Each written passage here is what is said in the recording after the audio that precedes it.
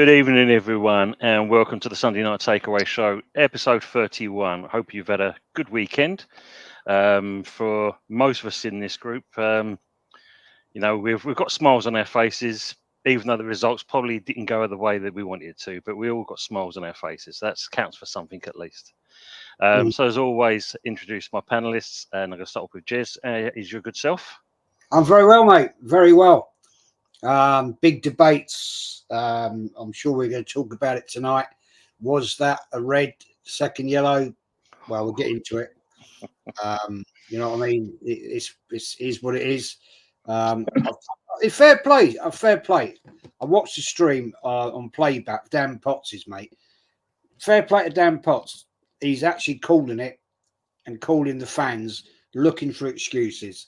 And big respect to him for doing that, because he works with a bunch of frauds that will look for any excuse out there that it's not Arsenal's fault, it's everybody else, it's this, that, and the other. So respect to him for doing that, because it must be tricky to go against the people you work with, but I respect him for it. It's a fair play, man. Yeah, all good. Yeah, we'll get into that. So, and just to introduce him for the first time onto the show, and that is great to have him as well. It's Jose from El Tel Cocorel. Welcome to the show, Jose. Good evening, gentlemen, and good evening to people in the chat. Yeah, looking forward to it. I normally go on another show at this time in a Sunday evening, but I told them last week when you invited me, I ain't going on tonight. I'm coming on another channel. So, yeah, I'm looking forward to it. But yeah, I still have a smile on my face. Good. That's good to hear. That's good to hear, at least. Anthony, how are we, mate? Yeah, I'm not too bad. Watched a weekend of football. Well, I got to be honest with you, it ain't really the greatest results for either any one of our clubs. So, it's like what Jess said. We're going to probably talk about it, dive into it. But I just want to say big up to the panel and big up to the people that's tuning. Yeah, and as always, we will be putting the description, the links for Jez's and Jose's channel at the end of this. So if you need to go over to see them, please make sure you go and share, like, and subscribe to these gents. Two good guys. Let's just say hello to the illustrious panel. I've already done that, so let's say hello to the good people in the chat as always. Always make this an enjoyable show. Good evening, Henry. I'm here, mate. Can't wait for a great evening of fun and laughter. Yeah, I think we're going to get that already. Evening, Arsenal Manic. Well done to the Liverpool. And also good evening. They were saying hello to each other at that point. Let's move the channel down. Henry's saying, get out of the way. What's going on here? Look, bloody computer. Yes, we'll talk about that as well, Henry, because he kind of dropped that in the hint at the end of the game last season for Mo Salah. Yeah, so it looks like it's going to be the end of an era for him. Yeah. All right, Dave, how are we doing? Smash the likes and subscribe. Thanks, Dave. Old School Gunner again. Go and see his channel as well. He's off to America soon, I believe, Anthony, isn't he? Never heard it before, but hey. Yeah, he's off to New York next week. So, big up to him and all that. He's got money now. He's in Switzerland. He's got it made, hasn't he? Evening, Steve. Evening, panel on the chatters, and they all sound like each other again. Evening, Matt. Hope you're well. Yeah, and Matt's saying Man United frail again, going to take years to get where they want to be. Well, when Fuzzy comes on, I'm sure we're going to hear his side of the story. That's going to be quite interesting. Years. It's a trilogue of Matt, decades, centuries. Oi. Evening, Happy Emirate. Good to see you as well in here. Hope you're well. Good to see you early on the West Ham Massive. More like it. Oi too, Michael. How we doing? Good to see you. Thanks for coming over. And they'll have a little change there. A change of manager will do it, Matt. Yeah. Arsenal Mag saying to get thrashed at home by your compatriot manager who's only been there for 2 minutes at home to boot as well. Not good. Arsenal Manic saying, Deji, your club's dusty. Well done, Newcastle. Yeah.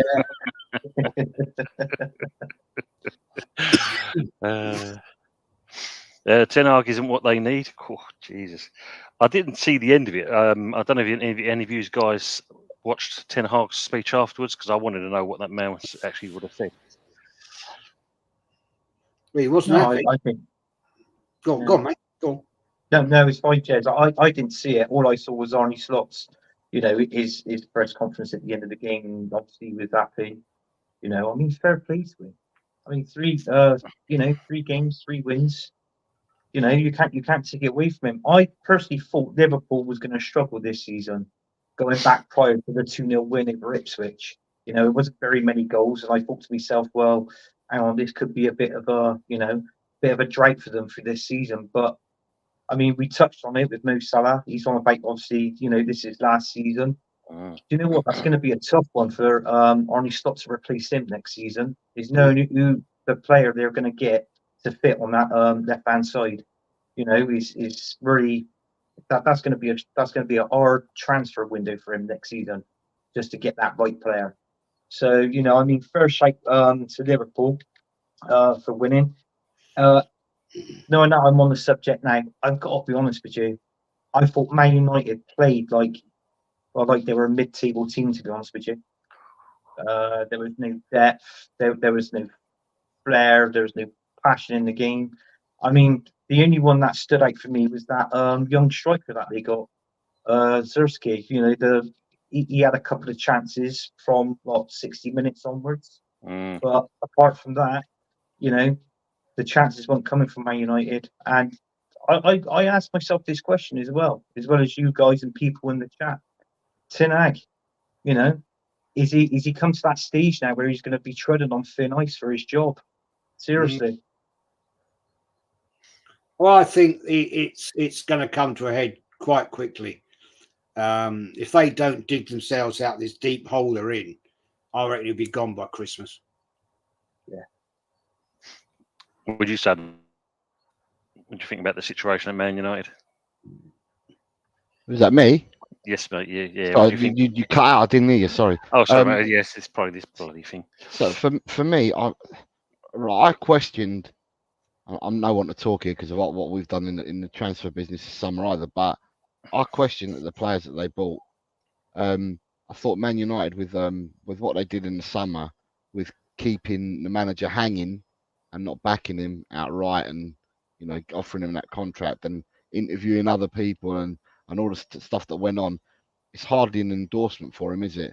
They've gone and bought players, and in their own right, the players that they bought are good players, but yesteryear, so to speak, because the 2 boys that they bought from Bayern Munich, for me, are very talented footballers, but for the last 4 years, since they were at Ajax and left Ajax, they've been injury prone. They haven't played 50% of the matches for the clubs that they've gone to.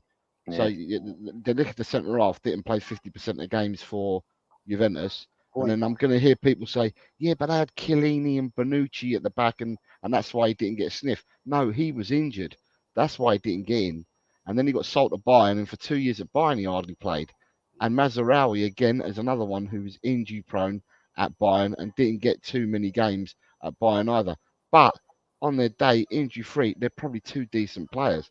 But they took a risk on buying them and paying for them.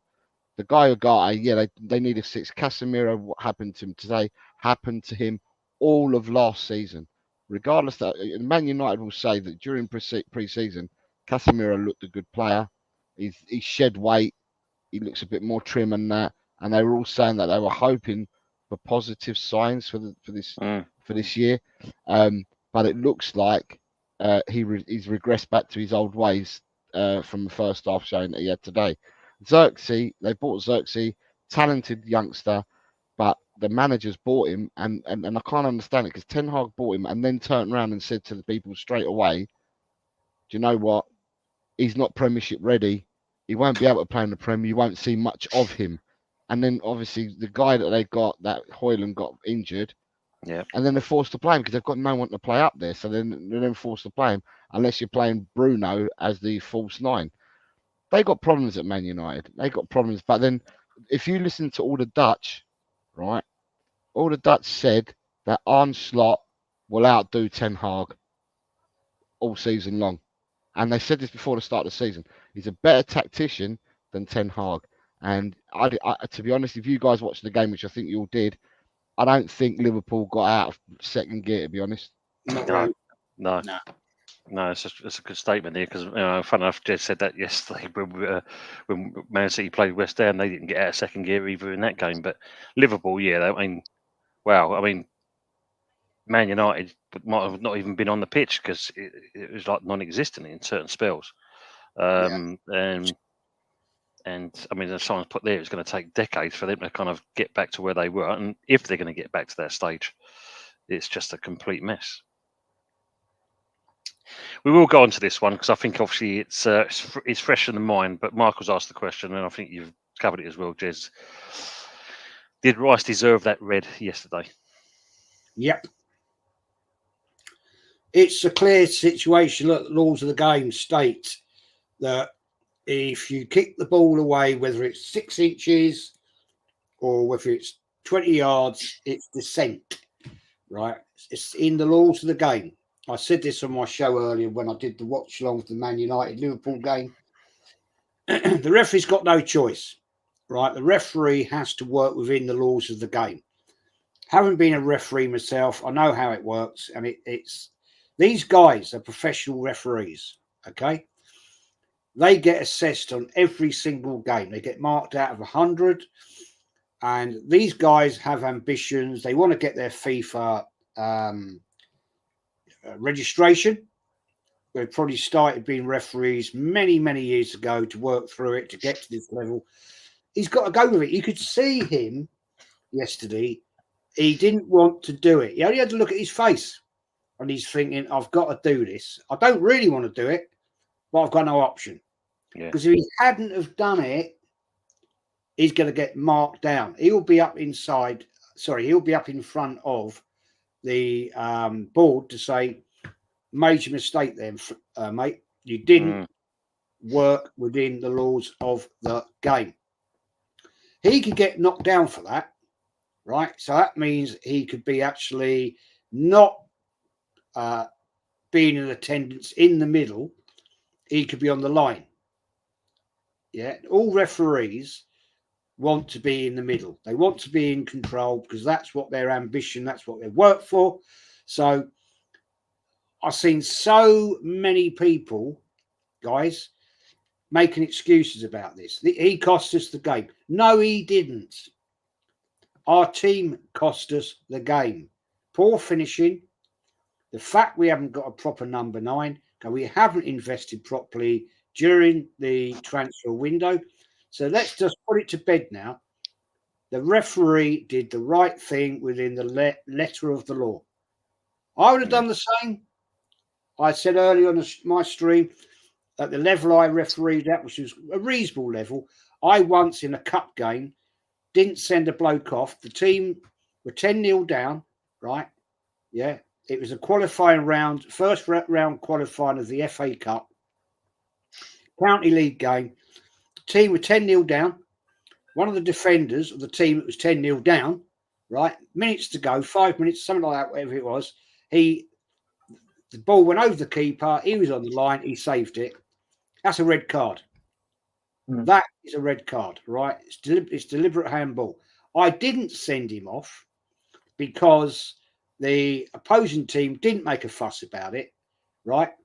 I didn't realise that day I was being assessed. Dear, oh dear, oh dear. Did I get a kick down for that? Right? I was sent down to a lower league because I didn't work within the letter of the law. These guys, it's their job. It's their livelihood. So they've got to work within it. Of course they have. Of course they have.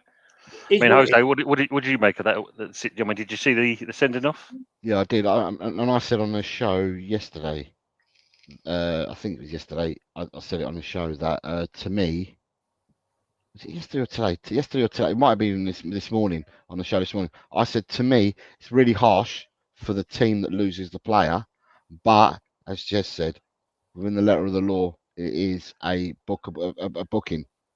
And because it became his second booking, it then translates into a red card. It's harsh for the team that has a player sent off like that. It is harsh, but within the letters of the law, and that's what you're looking at, the referee, as Jess just said, had no option other than to act upon it and give him a yellow, which then culminated in being a red.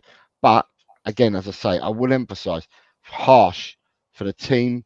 If you lose a player like that, it's harsh. But if you do look at it, Rice knows that he's nicking the ball away. If Rice doesn't nick the ball away and the lad goes to kick the ball down the line, Rice probably receives a yellow card for not stepping back from the ball. Yeah. So either way, he's caught in a catch-22, isn't he? So, you know, That's at the end of the day, like, as I said, it's harsh for a player to be lost like that to a team, but the referee is active within the laws of the game. Yeah, exactly. The other thing, Jose, I mean, there was a case in the first half where people were crying about it, right? A Brighton player kicked the ball down the touchline and didn't get a yellow card. Well, he won't get a yellow card because the ball is out of play. Yeah, João Pedro did it in the first half. You only get a yellow card if the ball is on the field of play. It's in the law of the game, right? Yes, people say, oh, he's time wasting. I don't see it like that. You booted the ball down the line. And let's be honest, right? Let's be honest, in modern football, right? 2 yards behind him is the spare ball on the little pyramid. So that's a load of actual waffle. The fact remains is, yes, he kicked the ball down. The ball's already out of play. The referee had already blown his whistle. So it doesn't come into the argument, mate. Of course not. Just to answer this before I come to Anthony on this question, on that one. I didn't think so. Second yellow was as soft as fuck, but others have said he moved the ball. I didn't see that. Yet, as Jose just said there, it was a slight little tap out with his foot. It literally glanced the ball and it rolled there, but he knew what he was doing. And as Jose said as well, and I agree on that. You know, you could say the Brighton player, the way he lashed out at Rice, would you say there's a possibility there could have been a yellow in there? But by that stage, the damage had already been done. So it was quite an easy one for them, as you said. So, yeah. As Matt's saying, them's the rules. Sadly, it might be so harsh for Rice under the letter law, but it was correct. And yep, that is his first red card ever also. Can I just say about Ten Hag, right? If Ten Hag did an interview after the game, right? And the highlight of the interview, you know, the tag to get you into something that he said. You know, when they tagged the words he said. Yeah. Apparently, he said, "It's not like I'm Harry Potter. You have to acknowledge that." Oh my word! Well, that's the words that he used. On that note of Harry Potter, we're bringing on our own kind of version of him, and welcome Hot Fuzz. Fuzzy. Eric Ten Hag out. Get at my club. Basically, we'll start off with that. But good to see everyone. Thankfully, there's nobody Liverpool on this panel. Otherwise, I might have to commit a murder. But aside from that, yeah, the manager has had every chance in the book for 3 games a season and pre-season to elicit change. And given the last 2 seasons, you say, well, give him benefit of the doubt. Well, yeah, I mean, you've been given choices this season and you've chosen wrong every time. So, yeah, you'll be gone this season. He will be sacked. He will be gone, and he'll be gone this year. We've got Southampton away, which is literally the most impossible game to lose, which means if he loses it, you know, that explains itself. You've got Aston Villa away. Oof. You've got Tottenham at home coming up, and Crystal Palace away. So we could realistically, out the next 4 games after international break, bloody hell, you could potentially lose all of those. I mean, Southampton should be a win. Nothing less than that. And Palace, you know, can seem to be blowing a little hot, a little cold this season. But fucking hell, like if you lose the next 2 games, for example, that's 3 or no, actually no, lose the first game after the international break. That's 3 out of your first 4 that you've lost. Drop 9 points in 12. Wow. Yeah, the Southampton game might be tricky for you, Fuzzy, because they've got Cornet now from West Ham, so they're going to win that game now. You know, Cornet, the game changer, he's going to come in and he's going to smash it out the park for him, basically. Well, yeah, it's possible. You know, the only home game out of the next 4 we got is Tottenham. Well, Liverpool have basically turned Old Trafford into their second home. What, Tottenham going to do that as well? Turn it into their second home? Well, I think I'll leave that question to answer from Jose, because obviously we've got a Tottenham guy on the panel, so he can answer that for you. How many goals do you reckon you're getting past us? I watched the game today, Faz, and I just felt, I said it earlier because you haven't been on. I said earlier that Afternoon Lawrence. that Manchester United, the way they played today, is reminiscent of how they played last season, where they were easy to get through the middle, and Casemiro looked completely off it again in the first half. Oh, sorry, dog's going mad. Yeah, so at the end of the day, he's got some issues there to deal with, Ten Hag, at your club. Well, I mean, he might have issues to deal with, but I think he's probably showing out to be one of the biggest issues. I mean, I've never met you, but what would your take on what happened in the summer, where Man United went and apparently interviewed all these people for the job and that, and then left it 4 weeks to tell him that he had the role still?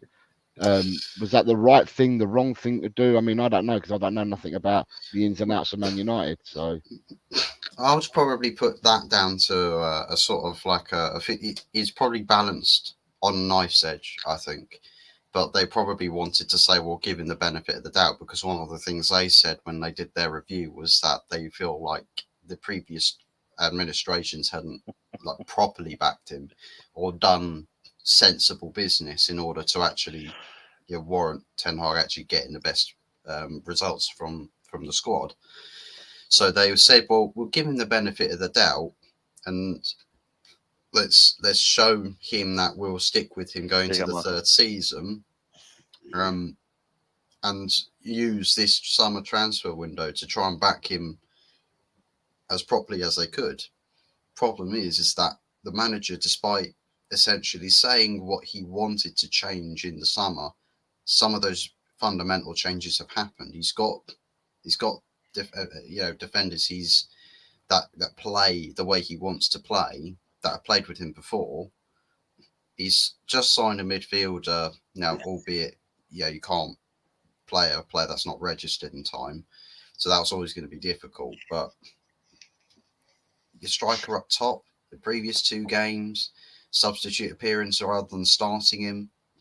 And one thing I just don't know what's going on, whether it's him or whether there's a contract clause for Rashford. That guy needs to not be dropped but be sold or sacked. One of those options, because that guy seemingly is impossible to see him off the pitch for Manchester United. It's impossible. He starts every game, plays 90 minutes. If he gets dropped because of political reasons, back in after half-time.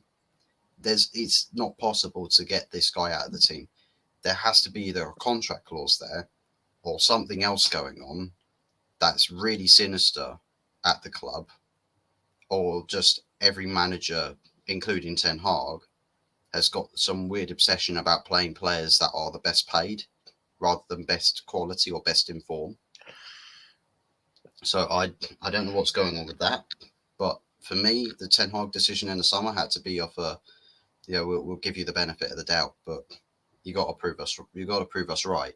And so far, he's proven not just wrong, but he's proven them terribly wrong. So I think they're going to have to think about, sorting out a sacking, within the next couple of months. I think the only positive for them in terms of managerial searches is that they can recruit from within. They've got both 2 first team managers in Ruud van Nistelrooy and also René Heck, so they can recruit from within. If they do so, have to sack him. So it's only just a payout, and then your replacement's already there and can start work right away without needing to do any searching. So here's another Man United guy as well, Mr. Joshy J. Good evening, panel in the chat. I'm seething with Man United this afternoon. Oh, imagine it. Yeah. So not good at all. And hi, Luke and Tyre, saying hello to each other as always. Tony the legend. Big up memory rate, Baker percent. Yeah. So all saying hello to you. So we're catching up on the chat. I know I'm a fair way behind. Anthony, I mean, obviously, just going to go back onto the and obviously Fuzzy will ask the same question to you guys. Just going on to you, Anthony. What did you think about the Rice situation first of all? Well, first of all, when I watched it, I was actually in a pub having a meal with the family, and it was on the telly. And I was looking up, and all I saw was Declan Rice being sent off. And I'm thinking, well, what's he got sent off for? And then I from what I gathered, well, when I first looked at it, I thought, hang on a second, this ain't a bloody sending off. And I thought if anybody should have got the booking, it should have been that Veltner from Brighton, obviously kicking out at Declan Rice. I think he should have had a booking personally. That's my opinion. And then when you look at it, I thought to myself, yeah, okay, he did touch the ball. I know that, and I know it states within the rule, but it's not like he actually smashed the ball bang the bloody pitch or anything like that. So to me, it was 50-50. I didn't care what the rule states and what the referees say about it, to be honest with you, because let's not focus on that and let's start focusing more on VAR.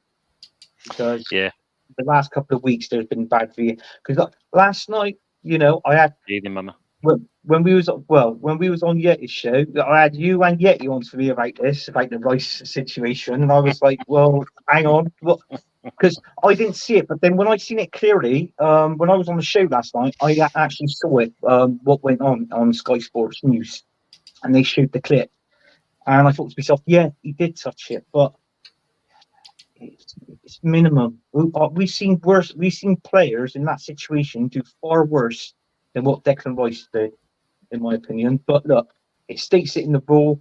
He's done it. Obviously, yellow card, resulting to the red, and he misses Tottenham and the Man City game. Yeah, of course. And I think it's Bournemouth we got after Man City. So, it's a vital loss. That spine of that team with Declan Rice not being there. So, it's going to be an hard one. The problem is now, is a guessing game of who Mikel Arteta is going to put in the middle there to replace him. I mean, who's going to be there? Is it going to be Jorginho, or is it going to be Zinchenko? It's only going to have to be one of them two. I mean, what did you make of it, Fuzzy, yourself? Did you see the actual challenge? Yeah, I mean the first yellow card. I think some people say, well, you slow down. Probably you could say, well, maybe you could get away with not getting booked for that. But I mean, because the game is played in real time, sometimes you get those sort of collisions that look a lot worse than they actually are. So understandable, referee gives a yellow card for that. But surely with Declan Rice, right? You're booked.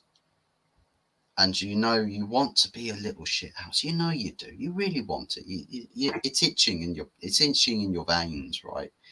You want to be a little shithouse. The ball's about to be kicked, right?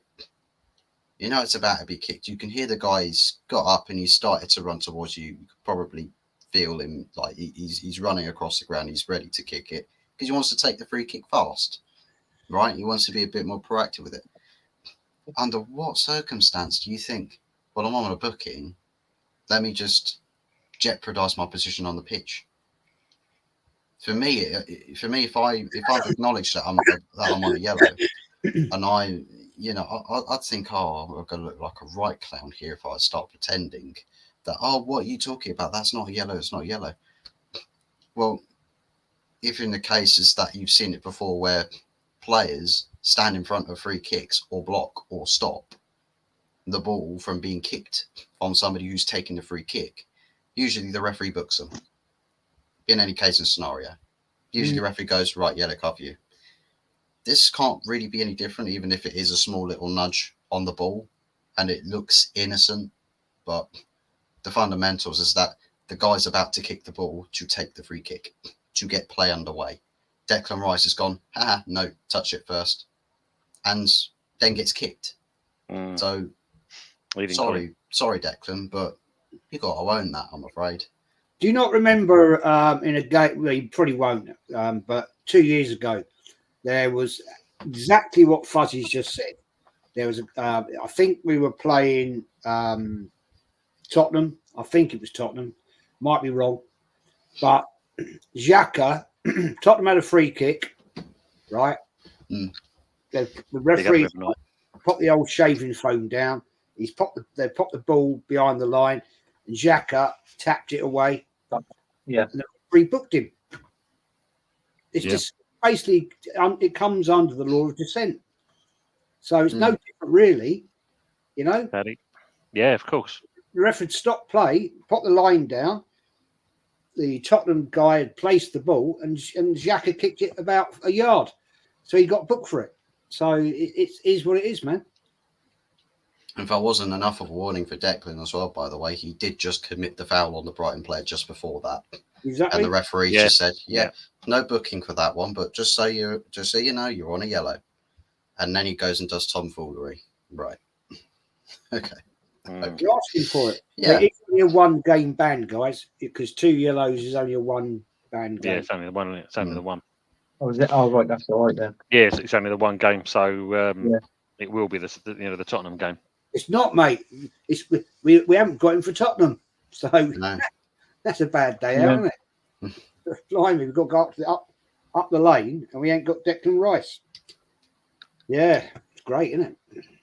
And Jose's not gloating at all when it comes to that part. You just see him. Look, he's just sitting there chilled out. It's nobody's business, you know. But, yeah, as Anthony said, it's who you're going to get into to cover there. Is it going to be Jorginho? You ain't got Xhaka, so you can't rely on that one. Or he's going to be Sijang, I reckon. I was going to say Marino, but of course, no. He's out.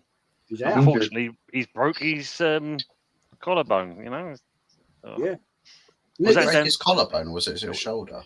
Shoulder. No, sorry, not collarbone. It was his shoulder, wasn't it? The shoulder. That. People are saying, "Oh, I'll be out for 6 weeks." You break your shoulder, mate. That's 2 or 3 months. Yeah. You know. I mean, not that I've ever done it, but I know people that have had serious shoulder injuries. So he ain't back here anytime soon, because not only has he got to get that shoulder back and working, it's the ligament damage and all the other crap that goes with it. And then he's got to get match fit. Stress test. So don't expect to see him anytime quick before January, in my book. I mean, this is the second season now, and you know you had the same with Timber, and there you know in the first game, and then you got this player, you signed him, and poor old sod. At least he was in the crowd. Yeah, Gabriel, of all people. Yeah. I'm all ready for tomorrow with Terence. Yeah, it should be a good spotlight tomorrow evening there, Joanne. I think everyone's kind of got their Q&As ready for him. Going to give him a ton of questions, I do believe. What I've just pinned here, because I think it's a good comment from Michael on that. Talking about with Salah leaving. Yeah, Liverpool will be in for Kudos as a replacement, 85 million that they can afford it. I mean, obviously, no one came in for Kudos this window, so we're pleased with that. But at the same point, it won't take long. I don't believe it will be that long at all. So, is the title all but done already? 3 games in, is the title already, City's stall out, and it's going to be City's all the way through? Can be tough to overtake them, that's for sure. Yeah. You know, I mean, I was chatting earlier. If you look at it from this point of view, right, which Arsenal are 2 points behind them already, right? If we lose away to Tottenham, and I can see that happening, to be honest, I can honestly see that, because we just haven't got the depth we needed. We've sold Arteta short. We haven't done the business that we should have done. Arsenal are 2 injuries away from capitulation. Yeah. And a silly woman who goes from the Highbury squad, all she was saying yesterday, right? Be happy, support the club, right? We made money on the players we sold. Hello? Where's the player? Where's the trophies then? I don't give a damn if we made 25 million or whatever in sales. I want trophies. And if we lose to Tottenham, right, we've then got Atalanta away in the Champions League. And then we got Man City away. So let's say, hypothetically, we lose both those games, Tottenham, Man City. That means we're 8 points behind after 5 games. Do you honestly think this team that Arsenal have got, can actually bring that back? You'd have to be mad to think that. We're 6 points behind already after 3 games. It's just crazy, you know. I honestly think, I hope, right? If that does happen, I don't want us to lose those games. Don't get me wrong. But if we do lose them, I just hope it turns the fan base's heads to actually say, it's time. It's not going down the right road, and it's time for these people to get out of the club.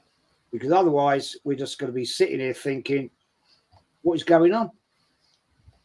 You know, Tottenham have done some business this summer, right? If you want my honest opinion, I think they've done better than Arsenal, right? We've got another Chelsea reject, right? And this seems to be the continual thing. It must be written into some contract we've got with Chelsea. And people honestly sitting there naively turning their heads again, you know, like, it doesn't really matter. Get out of here, man. It'll be 22 years this year that we haven't won a league title. 22 years. We've got to fight on 4 fronts: Premier League, FA Cup, League Cup, Champions League.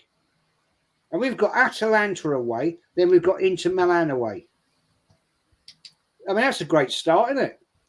Cool. And people sitting here telling me that we're going to compete. Get out of here. What are you watching?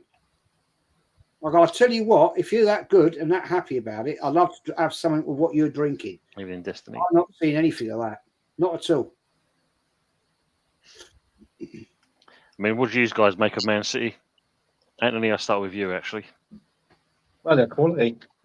I've already said it, and I'll keep saying it this season. They've got a Team A, a Team B, and a Team C. And that Team C, they can jumble up, like, you know, Team A and Team B together, and they'll still win and produce good results like the game. So, in all fairness, it's theirs to win. They will win it a 5th time. I mean, I've been looking at Liverpool. Liverpool is most probably up there. We're most probably up there with them, but we're not going to win it. So, if in all fairness, the way it looks like, Arsenal most probably either finish 2nd or 3rd this season. You know, I mean, November, he's been here 5 years. 5 years, and he spent 850 million. 850. And what's he won? I mean, you look at it, I said it on Jez's show. When he won the FA Cup, 20% of that team was Unai Emery's. 80% of that was still Arsene Wenger's team. He won them the cup, the trophy, the FA Cup. Got rid of them, spent £850 million on his own players. Yeah, one fuck all. So, but this is what the fan base is like. Oh yeah, but he's improving. He's doing this. He's doing that.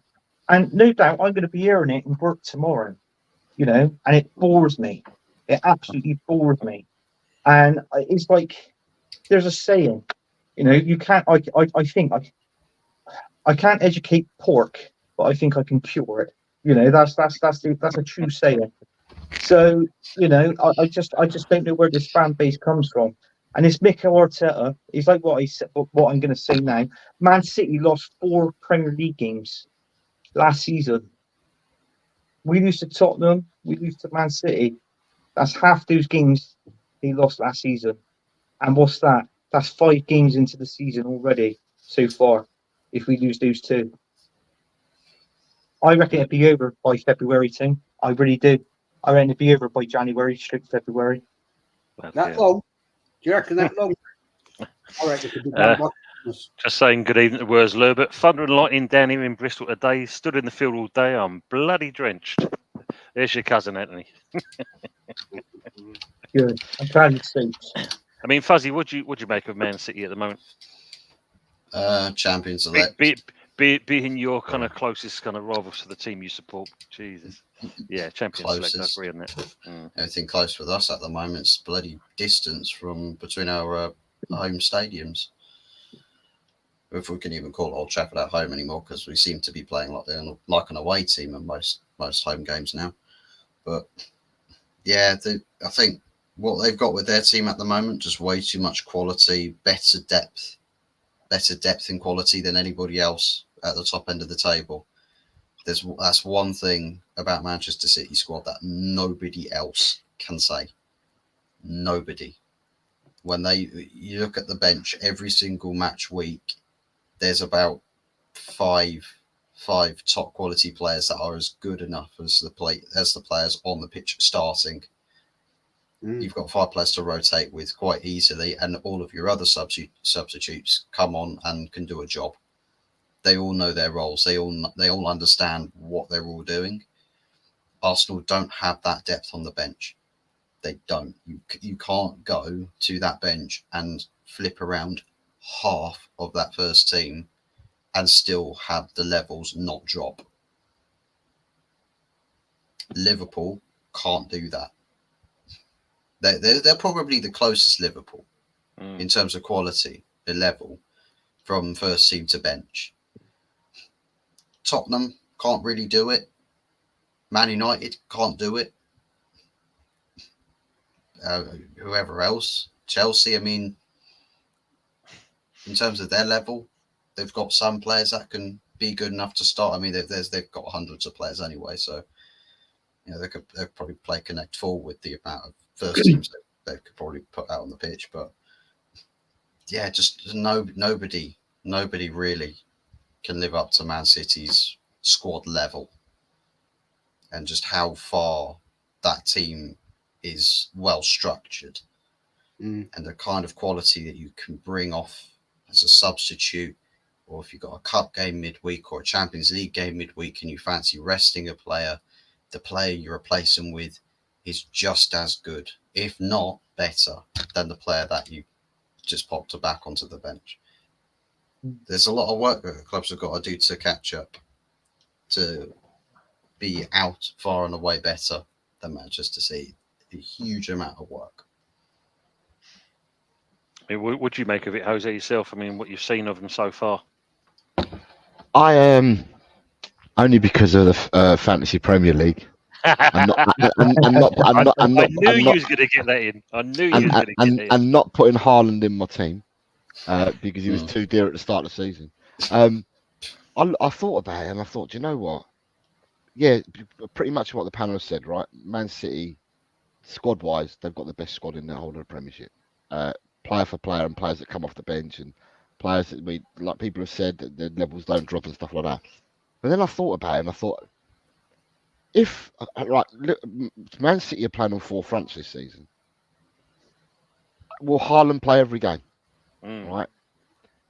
Because they don't have another striker, not one an heir apparent that you can say, no. Alvarez could have come in and he could have rotated with Alvarez. But there again, some of the managers that we now have in the Premiership aspire to play the same way or do things that Pep does with the false 9 stuff. There's a few clubs that have played with a false 9. Arsenal have done it. Man United done it with Fernandes. We've done it with Kulusevski. There's a few clubs that have actually done this, but the masters at it are Man City. So I thought to myself, well, what happens if Haaland gets injured? Then I thought to myself, do you know what? They've just signed Gundogan, right? Yeah. And they can have Gundogan or De Bruyne or someone like that going and playing the false 9 or rotating the false 9 and stuff. So yeah, if Man City don't lose it in the courts, then I think it's Man City's title to lose. If they don't lose it in the courts, yeah, it's their title to lose. I mean, it's scary that they started the season off so well, and then you look at players that they've got on the bench, and more so some of the defenders that they've got on the bench that can't get into the or don't start, that are on the bench. And also the positive for Man City this season is, I didn't rate Jeremy Doku last year. I thought he was a waste of space last year, but I think he started really well this season, and he looks a threat this season. and it's a good sign for them, but not a good sign for the rest of us, but it's a good sign for them that Doku's actually turned up and played. I thought that Nunes came on yesterday and he looked all right. Yeah. I always thought Nunes was a central midfielder, but he played out wide when he came on yesterday, and I didn't think he looked that bad when he come on and played out wide. I mean, Rodri hasn't even played yet. I mean, that's the thing. Everyone's saying that Rodri's going to be the game changer for him, and it's a case of no, everyone's stepping up and like everybody else, I'm thinking to myself, unless they lose it in the courts, then it's Man City's to lose. To be honest. Yeah. And I'm looking at the benches and that. I looked at Liverpool's bench just now because of what people were talking, and they had about 4 or 5 defenders on their bench today. So I don't know whether they've got injuries, but the only 2 attacking players that they had were the 2 that came on, Gakpo and Nunez. So yeah, I don't know. Liverpool probably got a stronger bench than a lot of others, but yeah, none of us in the Premiership have got a bench anywhere near and anywhere near Manchester City, and also whoever Manchester City get on their bench, they would probably get into most other Premiership teams as well. Yeah, so it's an hard one, isn't it? Really is. It's an hard one for all of us. Definitely. Michael, he does. He misses the Spurs game, as we've said. And, I know I'm catching up with the chat, etc., because I know it's gone mad crazy. I mean, obviously, I did a watch along, and Jez joined me for that one as well. And looking at the actual game, we started off well, and I think both of us was quite impressed that we thought, maybe West Ham's going to do something here. But that soon kind of fizzled out, and you see City started to gain momentum, and then, for the first goal, I think old Moses would have been proud, because basically the way that Kilman and Mavropanos parted in the middle, and Haaland just got through the middle there, and it was an easy one to put away. The second goal, well, that was just a screamer, and there was no effort from him as well. I mean, it just strikes for the ball and that, and also took the net out near enough, and and then for the third goal, the man's a beast, and if what you said there, Jose, if he stays fit for the rest of the season, we're probably going to be looking 40 plus goals for this man if we're not careful. He's just he's unreal. And the thing is, the difference I think this season as well, if you look at, is he's playing with a smile on his face. Yeah. And when he's doing that, any player that's got a smile on their face and they're scoring goals and they're dangerous. As simple as that. I think what I was trying to allude to was that because they're playing on 4 fronts, let's put it this way: Haaland will start in the Premiership, Haaland will start in Europe. but that's a lot of games. That's already what? There's 8 games just in the group stages and 38 leagues. That's 46 games already that they don't have another striker. He will start those games. But then, are they going to rest him in, I don't know, 3rd round of the Carabao Cup, 3rd round of the FA Cup and stuff like that? Will they give him a rest? And if they then do give him a rest, it's what system will they then play then? But because of the players that they've got, they can probably end up playing with 3 10s, a false 9 rotating to another false 9. There's different ways that they can play. So he's come and subbed to you, by the way, Johnny Bethnal Green. He's a few comments further down. Oh, brilliant, mate. Yeah, because obviously what you've got to realise, people in the chat, this is a multi-stream. Obviously, it is my show, and also Jose, Jez, Hot Fuzz, they have all linked onto this. So it is a multi-stream show. That's why I like the comment from earlier on, kind of thing I see in the West Ham kind of content and making a joke of it. But yeah, we all kind of elaborate on this kind of thing, which makes it quite enjoyable. And we get you guys to put the great comments in there and that, which I'm slowly and surely but getting through to anyway. There's a couple of one I want to pin to that I've done. Matt said this one earlier today, Jose. He's saying Spurs are a mess and Postecoglou has no tactics apart from rush and lump it long. Would you agree with that? Right. So I went on a stream after the game had finished, and as per normal within our fan base, or it seems to be a normal within our fan base, it's very, very. You've got the people that swing right over to this side, and then you've got those that stay in the middle, and then the ones that go over to this, right over to this side. So it's quite difficult to appease a lot of these people. But I went on and I turned around and I said, for me, we did everything, switched off for 2 goals, did everything. We didn't score. We had chances, created chances, shots, and we didn't score the goals to win the game. But if I look at these 3 games now, it's a 1 win, 1 draw, and 1 loss, and I compare them to the first 3 games last season, then we're playing different football. We're playing much more attacking football. We're controlling games a lot more, and and at the end of the day, we missed the number 9, and the other clubs would turn around and say they missed the number 9 as well. But we missed the number 9. Sonny is not your number 9. Kulu is not the number 9. And we didn't have a number 9 today. Had a number 9 today, we probably would have put some of them chances away. But it's if buts and monkey nuts, isn't it? At the end of the day, Yeah, we lost 2-1. End of story. There's no point bleating over it. We lost. They scored 2 goals. We scored 1. The storybook will tell you it was 2-1 to Newcastle. It won't tell you that we had more possession, that we had more chances, that we played more passes, we had more ball control. Forget all that. We lost the game. But I find it positive in the way that we're playing. A lot of people will turn around and say that he plays suicide high line football. I would turn around and say that I think there's a lot of teams in the Premiership that play high line football.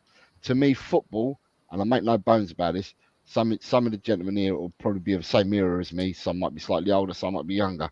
But for me, football has become, especially in the last 10 years, has become so robotic. You are told where to stand. You're told where to receive the ball. You're told where to give the ball to. You're told where to move to. Absolutely everything. In the olden days, going back 10 years plus, football, we had mavericks. We had people that had artistry. We had people that had skill. In all clubs, we all had them. We all had great players that would play football and would get you off the edge of your seat, get you out of your seat, get you jumping up and down. You talk about after the game and having a pint. Did you see what he did there? Now football's become so static and so robotic that a lot of the teams that are playing now are all playing similar systems, similar styles, because it's all become robotic. And to me, give me the days when we had when teams had players that could get you off your seat. That's what I'd love, that kind of football again. Oh, but thank you. Yeah, I fear that we're far away from that at the moment. Yeah, I mean, it's like what I said. They're athletes today. They're not footballers. They're just athletes, and that's it. You're right. You can watch a game. You can either be Arsenal, Man City, or any other game.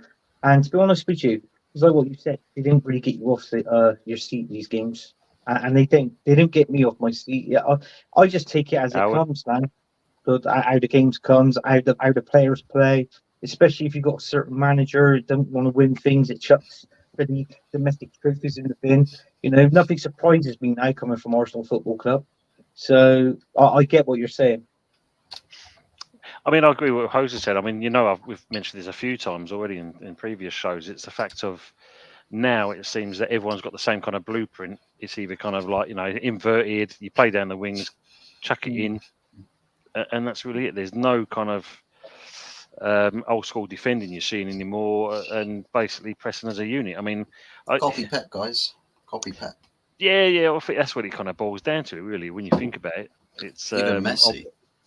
Even Lionel Messi said that Pep's style of play killed football. He said it. He literally said, "Well, Pep, with all of this, pass this, pass that, all kids get taught instead of, work on flourishing as a football player and being a unique style of player. No, focus on being able to pass the ball 5 yards, right, and one touch, receive it, switch play, do all of this, do all of that. Like, where's the actual organic part of player development? It's all gone. Yeah, it's true. That's true. Big up, Matty, from the Southern Gooner. Shocking performance by United today. Scandalous performance by Rice yesterday. Yes. The weekend's complete, Matty. Basically, the weekend's complete. Hope you keep him, bro. It's good to see you. Lawrence is asking, are we charging Fuzz for the therapy session? Yeah, well, pay me.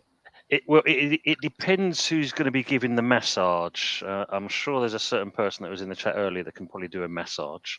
Yeah. Absolutely not.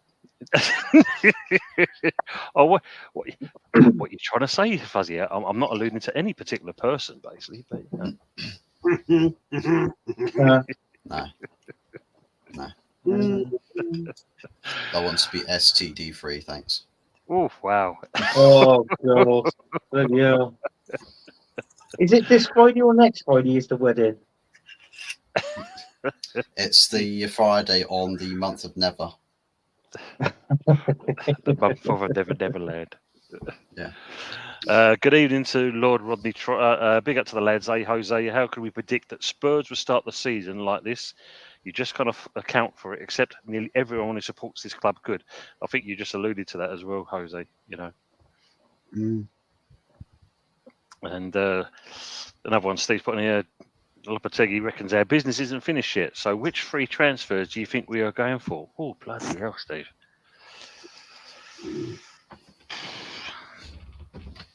There's only a couple of leagues. The transfer window's still open at the moment, I do believe. Saudi closes tomorrow, Mm.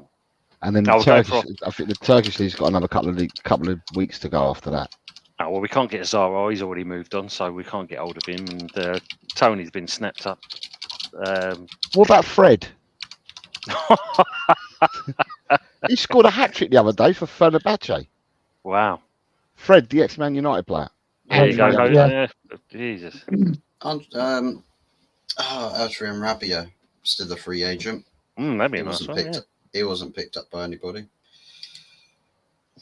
Aubameyang, did you get him? Has Memphis Depay gone to any club yet? Apparently he's a free agent. Still think we missed out because Sebastian Haller moved on again, didn't he? So, but yeah, I don't know who would get it. Did Matip go to another club? I don't think he did actually. I think there's talks Because about that as well. Yeah, because I think he's currently still a free agent. Current team. Yeah, no, I think he is a free agent at the moment. So there you go. That could be the one. We can go for that. Just this one I want to cover because obviously it was quite interesting. They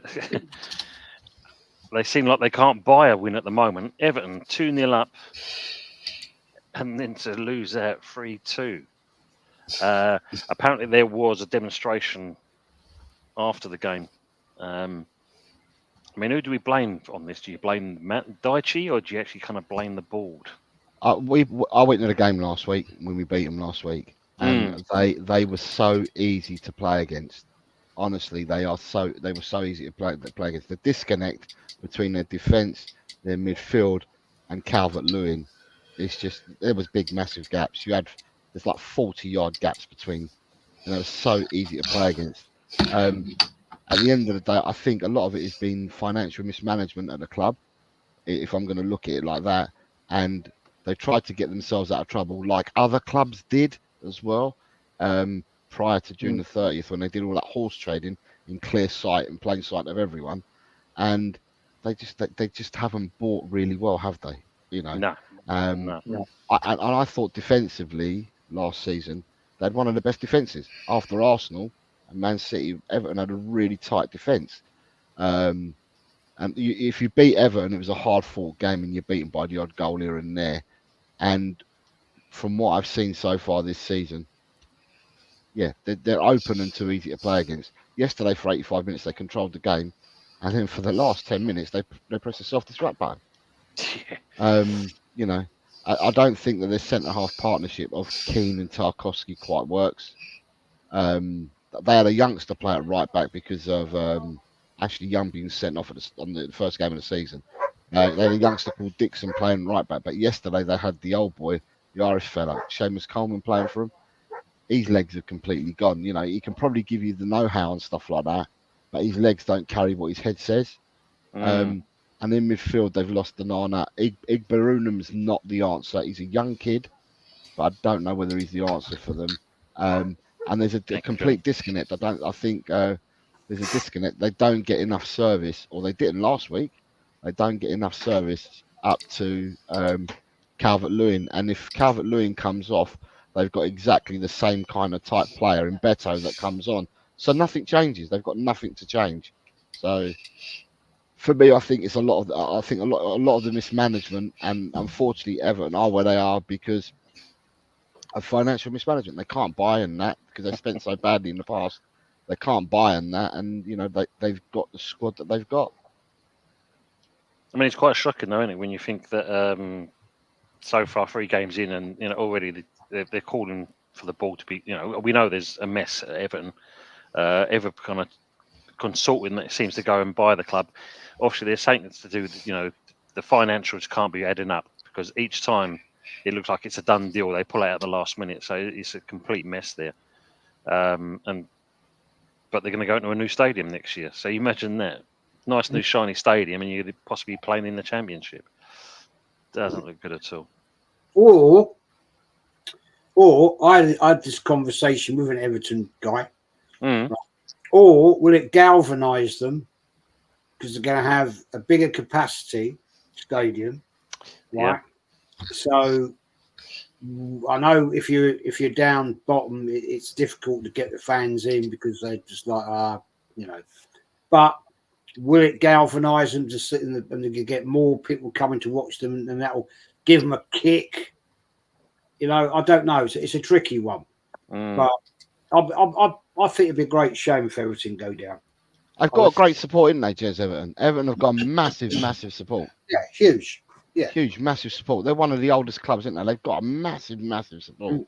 And at the end of the day, like Jez said, they've got a new stadium that they've got to move to Bradley Dock Moor.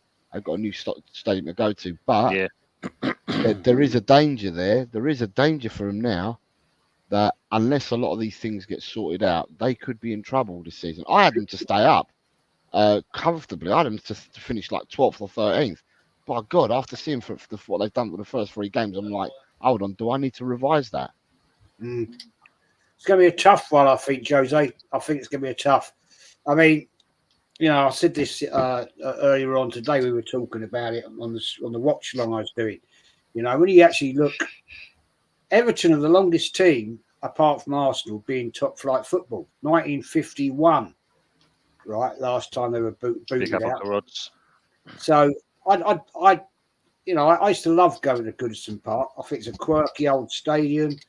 It's got the atmosphere, a bit like Highbury used to be back in the day. But I fear for them. I really do fear this could be the end of it. They've struggled for 2 seasons now with their points deductions. They got struggled and fought back, and respect for that. But this could be the final nail. At the moment, it's not looking good, is it? It's really not looking very favourable. So, but I'll be sad if they do go down. I won't lie. And you got the manager. They got the right person in Deitch. They got the right person, but it's whether they've got the tools as well now. And Deitch has been there a couple of years. He's worked wonders with that team, as you said, with his points deductions. And they've looked in peril a few times, and he's managed to get them further up the league.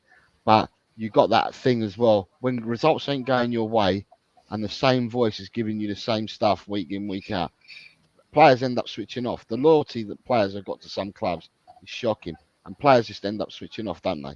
Because they know they can go and get paid elsewhere. So I do fear for them as well this season. Yeah, I mean, funny you said about Daichi. Sorry, Jez. I mean, just add on to this comment here from Jose's comment. If Daichi does go in there, Steve's reckoning Moyes is edging closer to Everton because there is that big rumour that it's a possibility that if it all goes south, that Moyes could be the ideal one to just slot back in there. Could be. I don't know. I tend to agree with Jose. At the end of the day, Dyche is the man. He dragged Percy out of the mire on a couple of occasions. Eventually, of course, they capitulated, and that was the end of that. But I don't know. It's going to be a tough season for them, and I do fear for them. And it will be a great shame to see them go if they do go. Yeah, because aren't they the second oldest team to stay like in the top flight? Yeah, 1951, mate. Wow. The last time they got relegated. And it's only the only other team beyond that is Arsenal, So it'll be sad. It'll be sad for that. Yeah, definitely. Good afternoon. This is brilliant. Hello from Tijuana de Baja California Norte. It's superb. It's brilliant. It's just the best place. I was waiting for you to come to this. Tijuana de Baja. Yeah. Wow. Hello. Good to see you, Chris Crane. Oh, fussy. Quick whinging and drink your choco milk, son. Good old Dow. I wish it would be laced with something so I can forget about today. Wow. That ref yesterday doesn't have any personality to ref for a top flight game. Yeah, that's true. Colin saying, Tony, mate, the difference maker Tuesday was Ireland because we had declining Antonio. Falkirk is not fit profile striker we need. I feel we regret not signing one. Yeah, I agree on that. I think that's something we missed out on. And I know on Rob's channel earlier on, they was talking about obviously Duran yet he got scoring again. I think the winner for Aston Villa, and that's saying that are we paying the price for not paying that extra little bit of money to get the player over the line? It could rule the day for us, unfortunately, but that's typical West Ham. But yeah, I agree with what you're saying there, Colin. I must admit.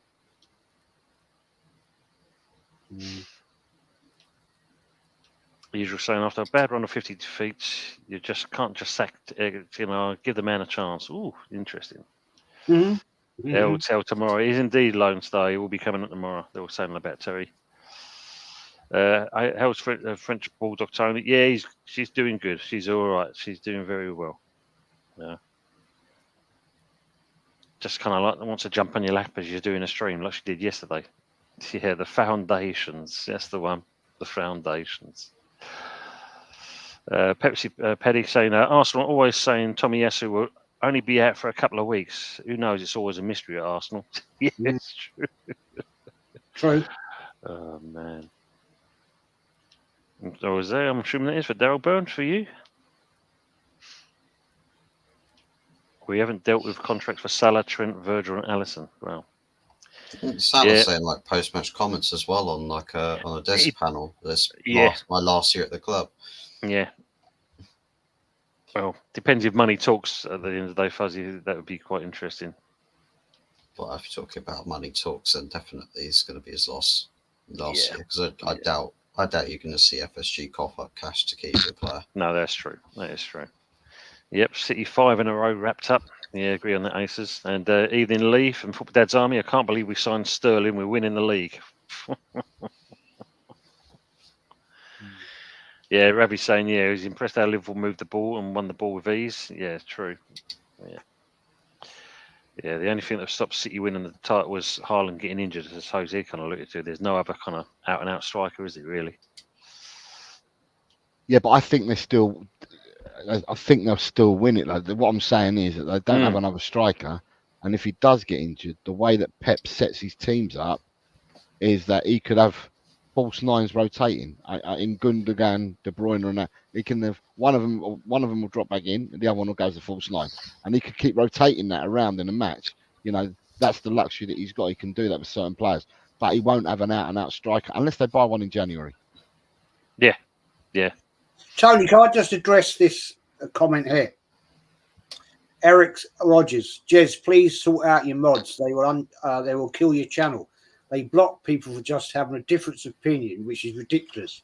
What is it with people who can't accept people think differently? Pathetic and unsuited, unsubbed. See ya. Eric, my mods only block people if they talk shit. I have the best mods out there, right? So if you're talking bollocks, mate, then you'll get blocked. Fact. That's how it is. If you're rude, insulting towards anybody in the chat, or you say the wrong comments, then you will get blocked. That's what they're there for. I have the best mod out there is Mama Flossie. I have 4 or 5 other mods, right? And if they don't like you and they disagree with what you're saying because you've been an arse, then you'll get blocked. So see you later, fella. No, I'll come to that one anyway, Jez. I'll catch up, like I said. There's a question here from Ravi, though, as always. A question for Jez and Anthony. Were Arsenal robbed versus Brighton or robbed in the transfer window? Well, we weren't robbed against Brighton. No, don't bother getting phone. We, Transfer we, window, yeah. Transfer window, yeah, definitely. Because we was actually told, I think Mikel Arteta and Bo Fedi would come out the week before the window actually shut and said we were going to have an amazing window and be patient. Excellent signings will come. Where are they? So we got now another Chelsea player in. So, and I read today that loan of Sterling is a possibility that it might not be over one, it could be over 2 seasons. I read this on our Arsenal website, and it won't surprise me if the January transfer window opens, or when it does, we'll get Modric. So, you know, we'll get that, we'll get them. So that'll be it.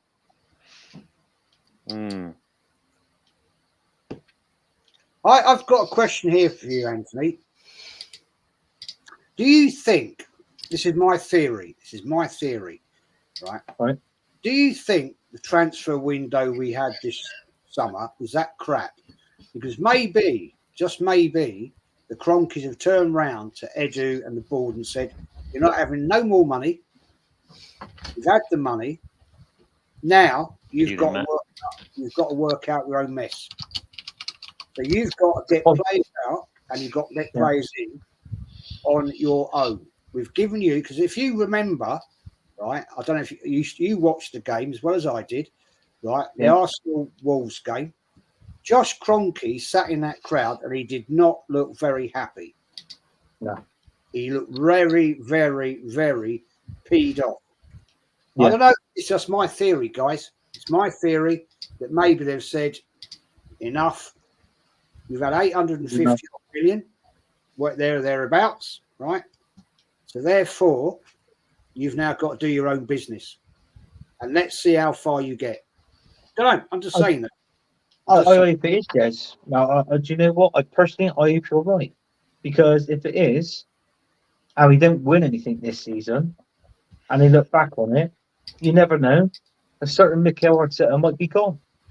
Thanks, so Happy. You could be right. I don't know. It's just my theory. That's all. Just my theory. Yeah, no. I like your theory. I like it. I think it's a good theory because it proves now he needs to get out of the ship. Because look at all the players we've got rid of. You know, we've lost plus bonuses as well. We've lost 10 million on Ramsdale. You know, we sent the rest out on loan. Right? We kept refusing money for Eddie Nketiah, but then, you know, it was exactly roughly the same as what bloody Nottingham Forest offered. I think the only thing it was at Nottingham Forest was because Eddie Nketiah demanded he wanted 120 grand a week, even though he's on 100. But I'm not too sure if Palace Palace most probably agreed that. You know, most probably said, well, look, we'll put you on 120 because look at all the players they've sold. And they only managed getting a few players. So they most probably could afford that wages for Eddie Nketiah, 120 grand a week. So, you know, it does make me think. But the good news, there ain't no good news. But with that Sterling, apparently Arsenal are not putting a penny towards his wages. It's Chelsea that's paying his wages because he's agreed to. We're paying 100 grand. They're paying the other 250. Right. Well, in that case, then that's sorted us down. So, but then again, it won't surprise me. He makes his debut against Tottenham. You know, they dropped Martinelli and they placed Sterling out on the left. And this is where Trossard's got to think now. And thinking, well, hang on. If Sterling's coming in on the left, he might drop Martinelli for this game. When am I going to get a game? Because it's like what you touched on it. You got Jesus injured. Eddie Nketiah's gone. You got Kai Havertz. If he gets injured, who are we going to stick up front? Exactly. There you go. So yeah, I mean we're thin. We're worse off. Yeah, we're worse off now before the transfer window bloody ended. So you know what I mean? It don't make sense. Just want to say good afternoon to Director John. Thanks for coming onto the panel. Onto the chat there. Hope you're keeping well. He's from On the Stoop. Guys in America, great guys, and always go and see them if you get the chance to as well. Hope you will. What's going on, you handsome bastards? World-class striker in Haaland and brought back Guando. He's a winner in the MF. A leader, great player, definitely. Taichi. As Matt's saying from the Cherries, what a win for the mighty Cherries yesterday. Deitch first for the sack, because obviously one of the questions is for the panel, who is the first manager sacked this season? So you know what? It's between Deitch and Ten Hag. I do think it is between those two. I second that. Agree with that. Because with Deitch, I mean, the big question marks with Everton is whether we've got all the funds and finances to pay off Sean Dyche, because if there's any semblance of it them being financially screwed, well, you're going to have to pay even more money to get rid of your manager. So yeah, it's going to be quite difficult. I think with Man United's case, it even before Halloween, before the end of October, he could be gone. It literally, after a couple more results that don't go our way, on thin ice, on borrowed time. Yeah, agree on that. There was a Crystal Palace fan earlier on in the chat. I don't know whether he's still here, but I just wanted to see whether that director or whatever it is who's got part of Palace, he's the one that's heading up the new bid to buy Everton, isn't he? And I don't know how far down the line that's gone. If Paddy's still in here, hopefully he'll answer that for you, Jose. Yeah, because he seems to be the most concrete person at the moment. But I think he's got 45% stake in Crystal Palace, but they won't allow him to buy Everton unless he relinquishes that stake. Oh, yeah, because you can't own two teams. Yeah, you can't own two teams. So if the guy wants Everton, he has to go all in for Everton. He has to leave Palace and sell his 45% stake. Now, if that were to happen, then that person who buys Everton off Mashiri could then have their own plans, and their own plans might be to bring another manager in. You don't know. No, it's going to be. It's difficult to know. I mean, I don't know who's the first manager to be sacked, but do you think is it a manager that's going to be sacked, or will it be a manager that walks? That's what I'm thinking. Would it be a manager that gets sacked, or will it be a manager that walks?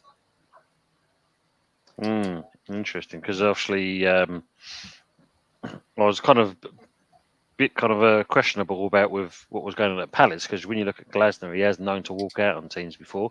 Mind you saying that, so has Julian Lopetegui. So heads or tails, Jose? Who do you think?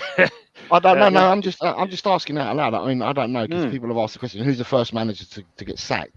And I'm thinking to myself, is it a manager that's going to get sacked, or is it a manager that walks? It's the same thing. It's the first manager to leave, but is it going to be a sacking, or is it going to be a walking? And that's what I'm asking. I've been told. I've been on a show, and they reckon your manager, Ange, if he doesn't get his way to a certain extent, he's been known to walk. Yeah, and I totally agree. If he's unhappy with the club, he won't wait to be sacked. He'll walk, and I maintain that as well. But it's not. I wasn't I was just referencing any manager in general. To be honest, is it a manager that gets sacked, or is it a manager that ends up walking? Because some of the managers in the league, they've got something about them. They won't wait for the sack to come. Some of them have got values and that, and instead of waiting for that to come, they may say, "Look, this is not for me. Off I go." Yeah, this is true. I don't think Deitch will walk. Deitch, but to me, Deitch, he seems to me he's not a quitter. Deitch, he had that at Burnley, but I think Deitch will hold out to the very end until if he is sacked, or if he gets the sack. I think Ten Hag would be exactly. I don't think he'd be a quitter. He got more chance of Ten Hag being sacked than him walking out. But it's like what Tony said. His manager and your manager, I feel that they'll be the sort of ones. If it doesn't go their own way and results aren't right, and the team's not gelling, I think that's what you'd say. That they'll walk out. Unfortunately, we love. Me and Jez most probably love our manager to walk out, but we got no chance of that happening now. So True. I agree with what Michael said, because obviously talking about the Duran situation, like I said, we put in a bid like this, 36 million, and really, they was holding out for 40 million, £4 million, and yeah, we would have had the player with us, and he's showing that obviously it's paying dividends for Villa, and no doubt that he's going to stay on with them now. £4 million difference. Yeah, Emerson was poor in that match. The team is figuring out how to play together and chemistry. Yeah, of course they. I mean, this is virtually a new team.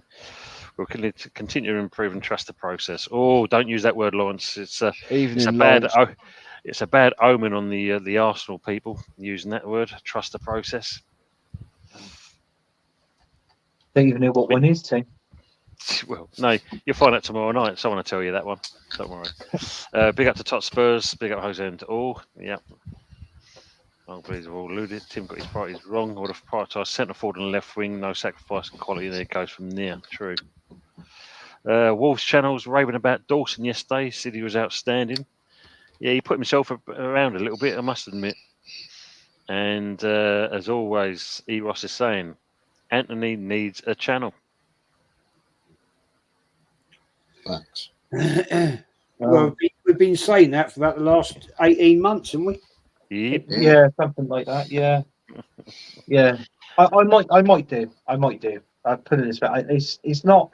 I'm not saying I ain't gonna do one, but I'm just saying more people are saying it now. So I might come up with my own channel sort of thing. But listen, if I do, that means I'll still be on the good, the bad, and the ugly, and on here as well. So you can't get rid of me, Tom. No, I ain't gonna. Don't worry about that, mate. I ain't getting rid of you in that. And while we're on that subject, just to mention this guy, and let's give him a bit of support as well, please. Aaron has set up his own channel now, YouTube channel, Arsenal X-rated. So if you can we go over there and help him on the road and smash a little sub for him and that? Great guy. He came on here last week, talked some really good sense, even for an Arsenal fan, if I must say so. But let's make sure we go over there. Give me a little bit of love and support, and let's help him build up his channel, because I think he'll do very well. Yep, absolutely. Top man. Hey, Anthony, I've got an idea for you. For your channel. Right? Why don't you do one about cider and tractors and pasties? Nobody else does it. That'd be quite novel, wouldn't it? Yeah, tractor compilations. Yeah. You'll get all the traction on the internet. Oh, God. Bloody hell. I think my joke there's probably just killed that channel. It's probably out now. Yeah, it's not happening now, guys. You've destroyed it. I'm getting there, Lawrence. I'm slowly but surely getting there. Getting to the comments. I'm getting them there. Well, don't forget, it's the straw chewing Guna. That's what it is. That's the channel straight off. Mm-hmm. Oh, well, yeah. There's that one. The thumbnail's already sorted out from already. We already know this. That's a good one. That is a straw. I do like that one. Hey, how about this one, right? You could sit in your living room, right, with a straw hat on, right, on a bale of straw. What about that? I could do. Is that wearing a pair of jeans and a long checkered top? Yeah. Is that that's the one, yeah. Yeah, the old stock. You got a bit of hay. Bit of corn. And Anthony Herbert sings all the hits, do all that stuff. Oh, got a fine harvester, and I'll give you. For the banter. Yep. I want to go back to Teletext and CFAX life. Wow. Yeah, do you remember that? Oh, do you know what? I would as well, believe it or not. That is one thing that I used to love, was Teletext and CFAX. 3 o'clock, bang, it was on, just to see the scores coming in. There you go, Tom. There it is. Just to help Henry and that, and obviously kind of make Jez feel really loved by seeing that on the background. And also as well, there's on the papers. I can remember when I used to wake up, get ready for school, before the school bus used to come and pick us up, take us to school. I used to go into the newsagent, and I used to grab the newspaper straight over the back, the Sun newspaper, and then I used to read all the football first. And then I used to turn it over the front, whip it over, then see what page 3 was like at the end before I got on the bus. That was it, and put the paper back. So, you know, you've got to get your priorities right. Football came first. Yeah. It's true. It is true. It's a great comment here for me, Ross. You can name 25 top quality strikers back in the day. Now you can name maybe 5 to 10. It's a good shout. True. And that is worldwide, and that is at a push. Yes, that's true, Yeah. Jose. Yes. Yeah, make sure that. Yeah, absolutely. Evening, Carl. Hope you're good, mate. Good to see you.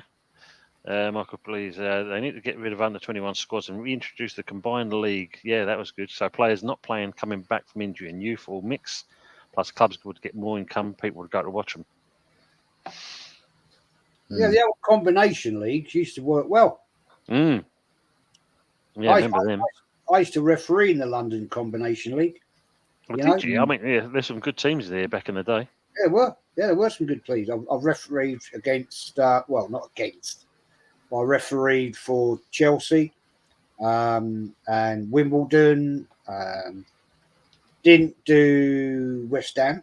Yeah, but you know, you used to get the young kids out there, right? The under 18s and that, and you used to referee for them. And then later on, maybe 3, 4, 5 years later, you say, "Oh, God, bloody hell, I remember that kid." You know, things like that. And yeah, it was the old football combination leagues. They were really good. Yeah, I'm just going to ask you, Jez, was it out of principle that you didn't do the West Ham games?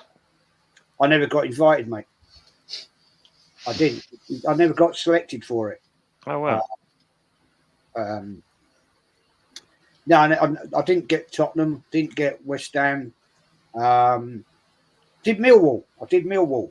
That was quite a good one. But Wow. yeah, I never got invited for. Never got the option for West Ham. It's a Interesting. lottery. It was basically a lottery. Really. Yeah. Evening to Budgie. Evening all. Let's face it, Fuzzy. Manure are exactly that. I've seen better fighting a 90-year-old hooker. Don't know why you're fighting a 90-year-old hooker, but all to you. And Richard, evening lads. Hope you're all good. Man United beat 3-0 and Bristol City got beat 3-0. I feel like I want my brother to pick me up in his tractor and take me on the piss. Well, I don't mind doing that, but he never gets a fucking round in. Do you know what I mean? He used to wear shoes that they were so pointed and so long, they were about a foot long, so he'd stand away from the bar so he couldn't buy a bloody round. It's like, what's going on here? And they had more points than Man United. Jesus, what's that all about? Right. Mm-hmm. Well, that's how he saves up for all these holidays, Anthony. That's what it's all about. Well, that must be the thing, yeah. Fucking hell, he's going on another one next month. I know. You know. But he's practicing taking all the holidays for every time Man United get beaten. So he can get the opportunity to switch the phone off and just be really hard to reach. Yeah. Evening, Budgie. Hey, guys, hope you're all good. Yep. Ross, Memphis is back to rapping, Fuzzy. Well, saying that, I mean, obviously, I don't know if you saw it in that and if you remember him. Fat Man Scoop, poor old sod, died on stage the other day. Mm. Yeah. You know, rest in peace to Fat Man. Yeah. Tony went for the bag. I like this comment because Budgie's got the turkey. So Howard says, new hair, new teeth, or new tits, Budgie. Howard, we'll find out next week if he comes on the show and that we can actually see what he's dressed like. That would be quite interesting. I bet he's gone for the tits.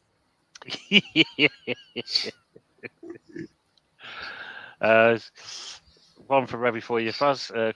Thoughts how United were easily brushed off the park? Tactically inept, set up to lose by this manager. Literally, I'll tell you what. One thing that's quite sickening is that a lot of the fans that are trying to be the glass half full lot are saying, "Well, just you wait. Agate will come in and will make all the difference." You're telling me that the whole season now has to be pinned upon one player, just one guy to walk into that team and straight away everything's hunky-dory again. Come on now. We all know that's not true. We all know that's not going to happen. Agate goes into that team, and we'll still see the same nonsense going on the football pitch. It's got to be to do with the tactics. It has to be to do with the tactics, with what this manager is telling what players to do what and what not to do. Like, for example, Marcus Rashford being told not to track back and reserve your energy. Well, that's a double negative then, isn't it? Because he can't do anything when he's using his energy, which he doesn't do when he's got the ball at his feet. We're literally using Marcus Rashford as the star prime superstar player that doesn't actually, have to do all the hard yards. He's, you stay up front, you occupy those spaces, and we'll bring the ball to you. Why are we bowing down to Marcus Rashford? The guy's had one good season and half of a good season, which was his breakout season. Every other season he's been overhyped, bit of a waste, bit useless, and probably got more fight and passion for what goes on in 10 Downing Street than he has got on Old Trafford's football pitch. It honestly makes no sense, and it's going to be more of the same. I think it is, whether we beat Southampton or not, I hope we do, but at the same time, it's just probably going to be more piss poor performances while scraping by a win. And then you wonder, well, how much longer after that? You're going to be, delaying the inevitable. So, it's a sign of things to come with what's happened today. A sign of things to come, because the last time Liverpool had a game that easy at Old Trafford was when Ollie was in charge, and he was getting beaten 5-0, and people were calling for him to be sacked, whilst all throughout the game. There's not really that much difference today, really not that much difference at all. So we haven't really got anywhere. We haven't progressed. We haven't gone anywhere. Nothing's changed from Ollie. Literally nothing's changed from Ollie. Well, you've got to trust the process. Look, he's won 2 trophies in 3 seasons now. And he can win another trophy this year. You never know. 3 and 3. You could tell that to him. You could tell that to the manager, and he would say, "You're preaching to the converted, my friend. I feel sorry for you." He says, "I feel sorry for you guys." He genuinely. Everybody else in this panel, Erik ten Hag, says he feels sorry for you. He feels sorry for you because Man United have won the most amount of trophies behind City, is how he says it, since he's been in charge. What a load of bollocks that is. What a load of bollocks. And just one more thing as well. The Lingard syndrome that I claim is real. It is absolutely real. Gary Neville said it, right, when he was talking about Marcus Rashford. Oh, he's just a kid who's coming through the ranks. Even so. Oh my God. He's a kid. The guy's 26, turning 27 next month. You've just called him a kid. You've called him a bloody kid. You absolute bastard. McTominay ain't a kid. People are still saying, "Oh, but trust him. He's the next big thing." Fuck off. He's not. If you want to talk about upcoming and actual kids, talk about Toby Collier coming on at half time for Casemiro when your team's 2-0 down to its biggest rivals, right? Or its most historic rivals at Old Trafford. Toby Collier, 18, 19 years of age, being subbed on, 2-0 down, massive weight on your shoulders, and handled himself fairly well from an individual standpoint.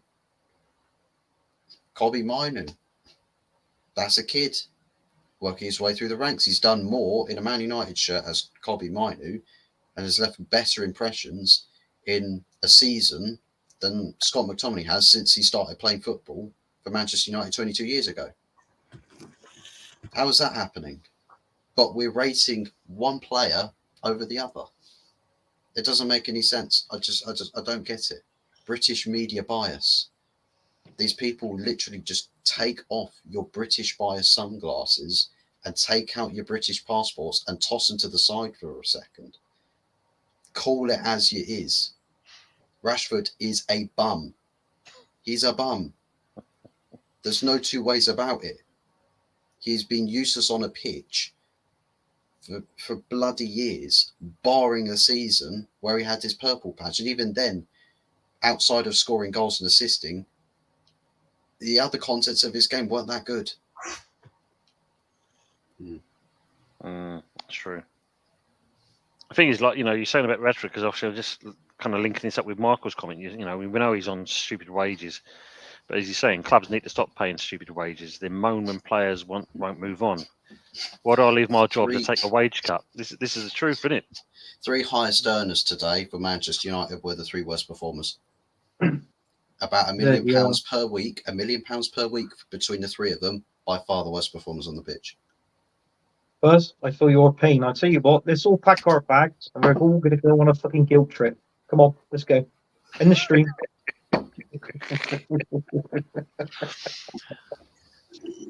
Unfortunately, with the wage structure, I can't see it ending anytime soon. Can you? Really, at the end of the day, the old Bosman thing is here to stay, basically, unless they think completely changes it all over again. Well, I think Rashford will be gone next summer. I think he will. Because will. whatever tolerance people had, like the past season's gone by, everyone's starting to call him out now. Everyone's starting to see it. And if he carries on for another whole season of this, there will be people letting him know in the streets, leave my club, get out. And the fact is that he's feeling that pressure. He is feeling that pressure because of the amount of posts that he had to put out off the tail end of last season of him crying, saying, "Oh, this is how I feel when you question my passion for the club and my determination to fight with the club." It's like, shut up. We watched you. You failed the eye test week in, week out. You failed the eye test. Everybody can see it that you don't put in the same effort as other people that literally have to make way for you. Someone please explain to me how Rashford starts on the left, but Amad Diallo August's player of the month. August's player of the month. Benched.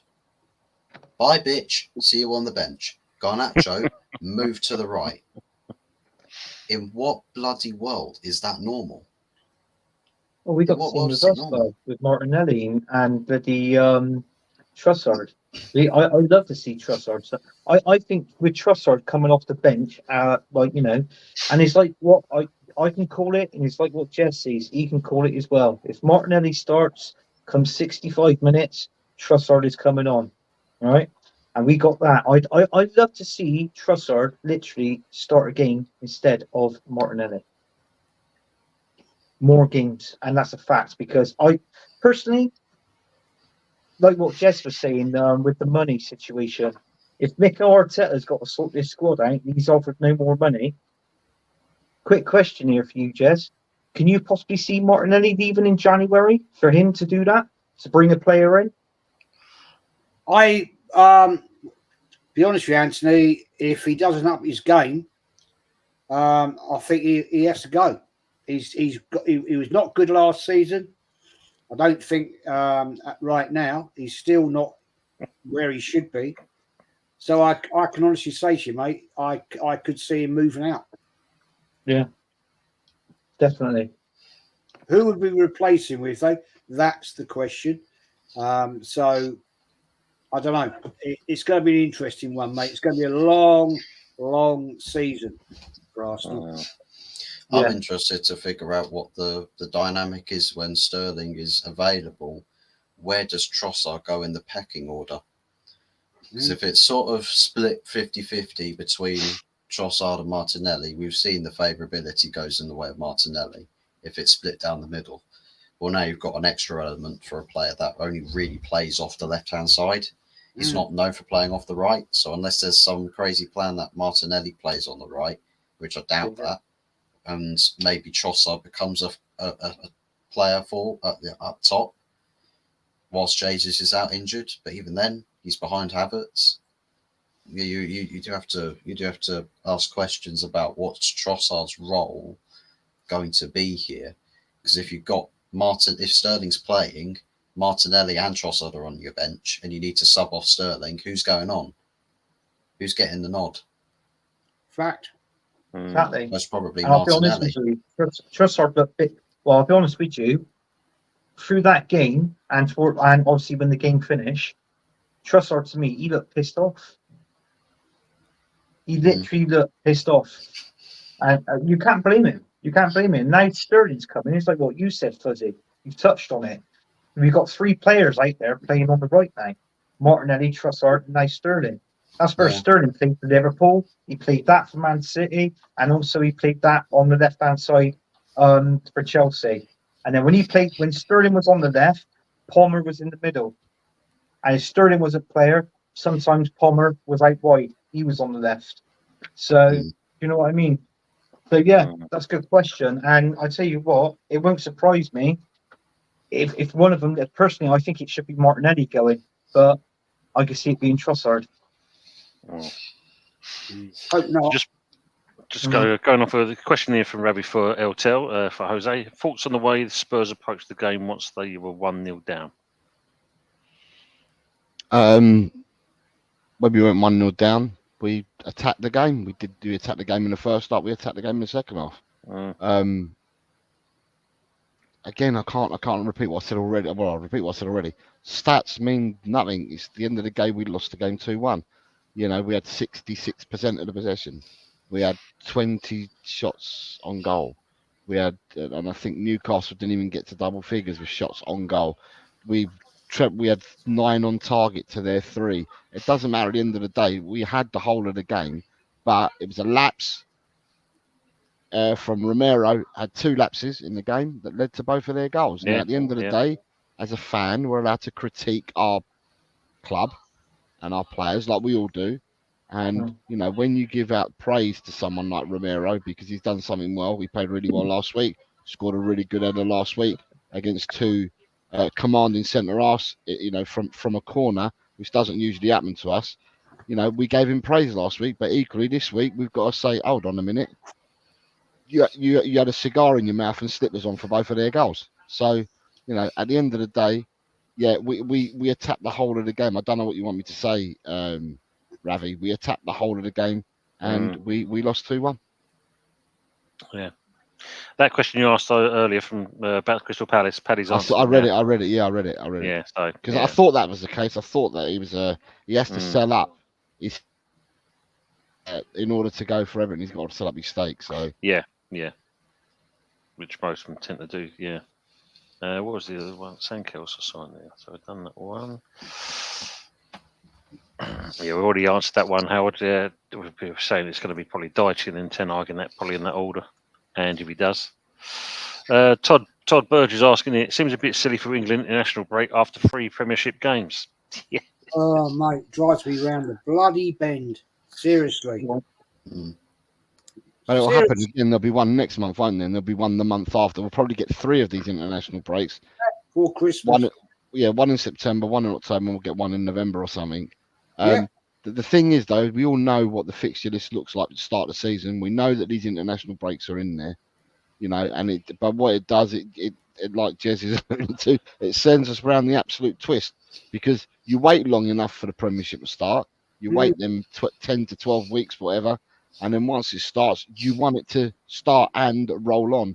You don't want to have these stop gaps for these international games. But yeah, we now got to wait 2 weeks for decent football again. If you're in the Premiership, that is. And the other thing is, Jose, the season's just started, right? We're all getting excited after the Euros and all that, blah blah blah. Yeah. Personally, I thought the Euros was a bag of crap. Personally, if you want my honest opinion, I don't like international football. I think it's boring, and as a creator, like you are, all of us here are, yeah, it kills what you've got something to talk about. Everything goes flat. So, what we're going to do is sit here and talk about the England team. Well, what's there to talk about? It's boring rubbish. I don't want to sit here and talk about England. Doesn't interest me at all. We're shit at international football. We don't achieve anything. We don't go anywhere. So I'd rather be talking about, like, I did a watch long today, not for Arsenal, but I really enjoyed doing that watch long. Liverpool, Man United, Liverpool. It was a giggle. I joined Tony last night for the West Ham Man City. Yeah, it's nice to talk about other teams and do a watch long. You get different people come in your chat. You can have a laugh. I was going to do the Newcastle Tottenham today, but unfortunately I couldn't because of a power strike. But the last thing I won't lie, the last thing I want to talk about, is England. It's boring. It's not entertainment. It's just boring. So I just fell up with it, man. I had the summer, Jez. I was forced to talk about Spain. every time I try to big up England, everyone said to me, "Yeah, but Spain ain't half good. Spain look good. Spain." So in the end, I spent the whole summer talking about Spain. At least they do play football, man. That's the difference. They play beautiful football. England play terrorist football. Wow, yeah. Thanks for putting up there, Mama, for Aaron's new channel. Thank you very much. There's been some great comments coming in for Anthony's channels, set up his new channels. There's a few others here. Anthony's channels should be called in Bristol Rovers History and Tracker.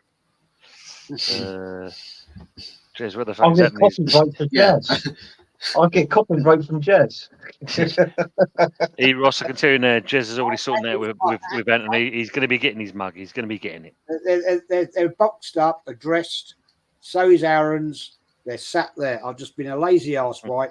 And I haven't got down to the post office, but I will be going probably tomorrow or Tuesday. There you go. Another one from Michael. Cotton Eye Dry Gooners. Oh, God. And Pepsi's put in with West Country Gooner. Ross with Anthony's School Bus Tracker. Instead of the Italian job, call it the Bristol job and just have all three Herberts with their different colour tractors doing the same thing that those three Mini Coopers do. Driving around Bristol. Yeah, the Bristol job. Yeah, let's see. My point is walking person. I believe this bad for us to turn around at some point. We'll be nice anyway. Hopefully, we can get another decent one like Bergvale in January. Be interesting. Yeah, so yeah, good to see. You could do, Anthony. You could do a channel, and every week you could have a show on a Thursday or something where you compare different pasties. Pasties. Lamb and mint, starting off with. Yeah. Lamb mince first of all. And ploughman. You could do one about ploughmans. Ploughmans. I like a ploughman. So do I. Now, I love it. Cheddar. Should it be cheddar or should it be blue Stilton? Now that's Blue Stilton. Stilton.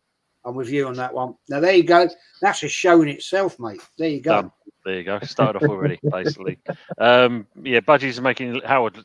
Mama Flossie is one of the best mods on the planet, basically. And there's your example right there, Howard. Mention the channel, and the link is there in moments. Watch this, Green Street Elites. Wow, Lone Star. That's a brave comment. Arsenal unbeaten this season. We fear no one. Like it. So I just see this other comment. Howard's put here, weekly slot cutting it a cow's ass with a bad joke for the best misses of the week.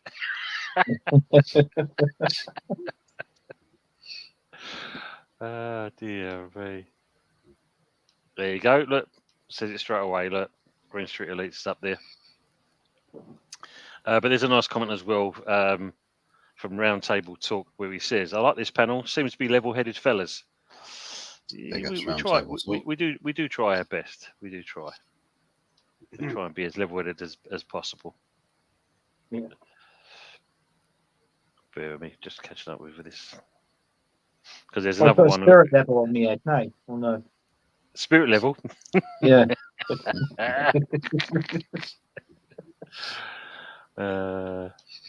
Yeah, Lord, I get you. I agree. I think this is determined to get it right. Yep. If form doesn't improve, I wouldn't put it down to Parcel Levy sacking him and putting all the blame on Ange Ball and spinning the spend under him as the reason. Cover his own ass as usual. Yeah, Levy's quite good for doing that, I must admit. Mm. We've seen that with a few managers. Lord, I'll be livid. And he's saying the narrative has already begun doing the rounds. Is that true, Jose? I mean, they're already. I've seen on your channel and I've seen on a few Spurs channels that they've mentioned this about Ange. It's like, the dagger's already kind of coming out. It's right. It's going to be right. Brutally honest, it's exactly what my thought process, my thoughts were. But right, I went to the game last week, right, and you speak to people that go to the stadium, you speak to the fans that go and watch week in, week out, and they are totally different in opinions to what you get on Shitter and what you get on YouTube, right? On YouTube and Shitter, it's so toxic that you get people that swing and have got a narrative and they've got to pump out that narrative, right? So there's a lot of people that are saying that that Postecoglou won't last till Christmas because the results ain't going to go his way, or he's going to play high lines and that what's his name, Levy will get rid of him. But this is a narrative that's been it's basically on shit on YouTube. You've got certain groups that are pumping this narrative out. You go to the stadium, and it's like we live in a parallel world. You go and speak to people in the stadium, and their thoughts, because they don't do YouTube, they don't do shit and stuff like that, and their thoughts are like so far from what you can see on social media. Their thoughts are totally different, And if the people on, okay, we do this because we love talking about football. We do our own channels. We love talking about football, and we enjoy it and stuff like that. But let's not be fooled. We don't get everybody watching our channel that goes to these football matches. Otherwise, we'd all have channels of like 200,000 plus followers, and upwards if we had all them people. So at the end of the day, what I found last week from speaking to the normal fans last week is they're like, "What are you talking about? Are you mad?" It's a totally different world. It's a parallel world, and I suppose I'm kind of thinking. I'm thinking that at Arsenal and at Man U and at West Ham, because you guys are on, I think it'd be the same at your clubs as well. The narratives that are pumped out by some of the stuff on social media is not what the thoughts are of the people that go to the games. No, that's true. I agree on that. Yeah, very true. Jez, you're wrong, mate. He's going back for his teeth. Fair enough. Not tits. So better than ever. We'll see him on his next show. Let's see, shall we? You know what I'm saying? Dave Oscar again. I said, "Hi lads, thoughts on yesterday's result versus BHA?" Brighton. I know what it is. Jeez. No, I thought, in all fairness, I thought it was a fair result. I mean, you've got to give Brighton credit. You've got to, because the young manager they've got there, the players he's brought in, they seem to gel straight away. I personally think Brighton's going to be a threat this season. They're going to do something. Top 6 maybe. So, it does make you think. And that other striker, that Pedro, he's coming on leaps and bounds. He didn't have a bad season last season, but I think now the season carries on, I think we're going to see more out of him.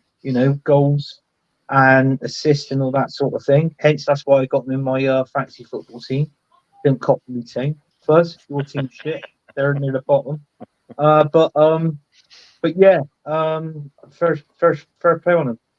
I thought we could have actually won that game. There were 2 chances towards the end. One from Saka, and then there was another one from Havertz. But the ball was passed. It was passed him a bit too hard. So that was when he went out, sort of thing. But I think 1-1. I think is a fair result. I mean, because you look at the result when they played against Man United and lost, we could have quite easily lost that game as well. So, in all fairness, very good team. I'm happy with them. Yeah, because who's the guy that got the goal from? Because he could have got one near the end as well, couldn't he, for Brighton? I forgot his bloody name there. Pedro. That's the one. Pedro. Yeah. Pedro, yeah. Pedro. Yeah. I'm glad I still remember your name, Jose. Now I'm usually sometimes the names, mate. You know, so. I'll tell you, he's doing a good turn with Brighton. It's bloody Danny Welbeck. He's 33 Yes. now, Welbeck. Yeah. And I'll tell you what, he's been around the block. He knows the Premiership, and mate, God, he's still got it, and and he's done such a good turn because everyone was talking about the young Irish lad, weren't they? The 18-year-old. Ferguson. Yeah, that they wanted 100 odd million for. They rated him at 100 million striker. Well, since they rated him as a 100 million striker, he's never got in, and Welbeck gets all the opportunities, and Welbeck knows his way around the pitch. Welbeck has done a really, really good job for him. But then Brighton they've got a good mix in there. They've got a couple of older heads in their team, Milner. and then you've got Milner there as well, and then you've got Dunk there as well, and then you've got all the young uns and all that around them, sprinkled around them. So Brighton have done one, and the players that they've bought on paper, because they haven't all played. On paper, they look really, really, really good players, and I've seen them play for their previous clubs, and like the Max Wiffer and people like that. They look really good players, but it's whether they can gel into the team. And if they can gel into the team, then Brighton will cause people problems this season. Yeah, I think so. I think they're the dark horse, basically. Like as Anthony said, the young manager and that. I think he's got a lot of potential to prove, and he's doing really well there. And they're well organised club as well. From start to finish. So, or should I say, top to bottom. Pepsi, Rashford winning the West Ham. No. Remember the pension. No. We'll do a swap deal. We'll do a swap deal in January, right? We'll get Trossard, who'll be unhappy, and have an actual winger at our club, and they can have the PR merchant and Marcus Rashford. He's closer to his office. He's closest to his office in 10 Downing Street, isn't he? That's true. Yeah, I prefer. Don't have to go so far to get to the office. He can work from home. Can work at the office. Yeah, he can go to one side of let him go to one side of North London and not East London. I'll be happy with that. As the old, the pensioners club, which is known as Arsenal. He can Rashford can end up there as well. No. Well, just going to throw this one into the mix as we're talking about Downing Street, because this is an interesting one. I don't know if you've seen this, and Jason Burchett has I've starred this one because this is dear me. Can you not vape on TV? Starmer's banning it. Even though after watching City yesterday down the ground and the resign of Gundogan, they were cream the league of the season. Rice for me, never a red. Yeah, good evening, Jason. But yeah, have you seen this? Basically, they're talking about banning smoking now outdoors in certain places. Outside pubs and all that as well. Yeah. Starmer, I'm not being funny. If he was here now, guess what? He's a top gooner. No. Yes, of course. I don't care if he is. No, I don't care if he is. I would literally, I will kick him in the bollocks because I don't like the guy, and I'll tell it, and I'll buy a vape and I'll vape it in front of him as well. That guy is an absolute asshole, and whoever voted him for him to get him in, God, ludicrous. I don't think he's going to last too long because since that man's been in power. He made the statement this week that the October budget, right, people aren't going to like it. Yes. Yeah. So we know taxes are going to go up. Mm-hmm. Yeah. Right. He's going to stop payments for certain pensioners, right, who, obviously... Heating allowance, in it? Or something like that. Yeah, heating allowance. For those people that have got a few quid. Those people have paid taxes all their lives and they're entitled to it. Now, if this man keeps doing what he's doing, I'm not going to get into the race thing because I don't think it's appropriate, but this man is going to shoot himself right in the foot. Oh, yeah. Good. And good. Because I think the man's an absolute arsewipe, personally. Biggest mistake getting him in power. Well, you know why, didn't you? I mean, I don't like to go in politics too much myself, but I see it like this: just because obviously Sunak was absolutely useless, that's the only reason why people voted to put him in, kind of thing. But they're making it as if they've done all the work, and we know they haven't done that. But yeah, I think one term and he'll be gone. I think the people will turn because people who voted for him are the people that are going to be affected most. They're the ones that are going to pay the price, you know. And at the end of the day, you do, you know, what's the old saying? Be careful what you wish for. Yeah. Yeah. You know? And this country right now is heading to rat shit. And I'm not talking about all that nonsense, but at the end of the day, mate, we're heading for a disaster. You know, these poor people, elderly people, and I'm nearly one of them. So thanks for that, Starmer. You know, I'm only 4 years off it. So where's my Really? where's my 21? Hey? I thought you were 21, Jez. I wish, man, I wish. You know, 4 years' time, mate, I'm entitled to a heating allowance. So where's it going to go? Yeah, exactly. Evening, Nick. Sorry I'm late. I was using my fuck rug. Hope you're well, mate.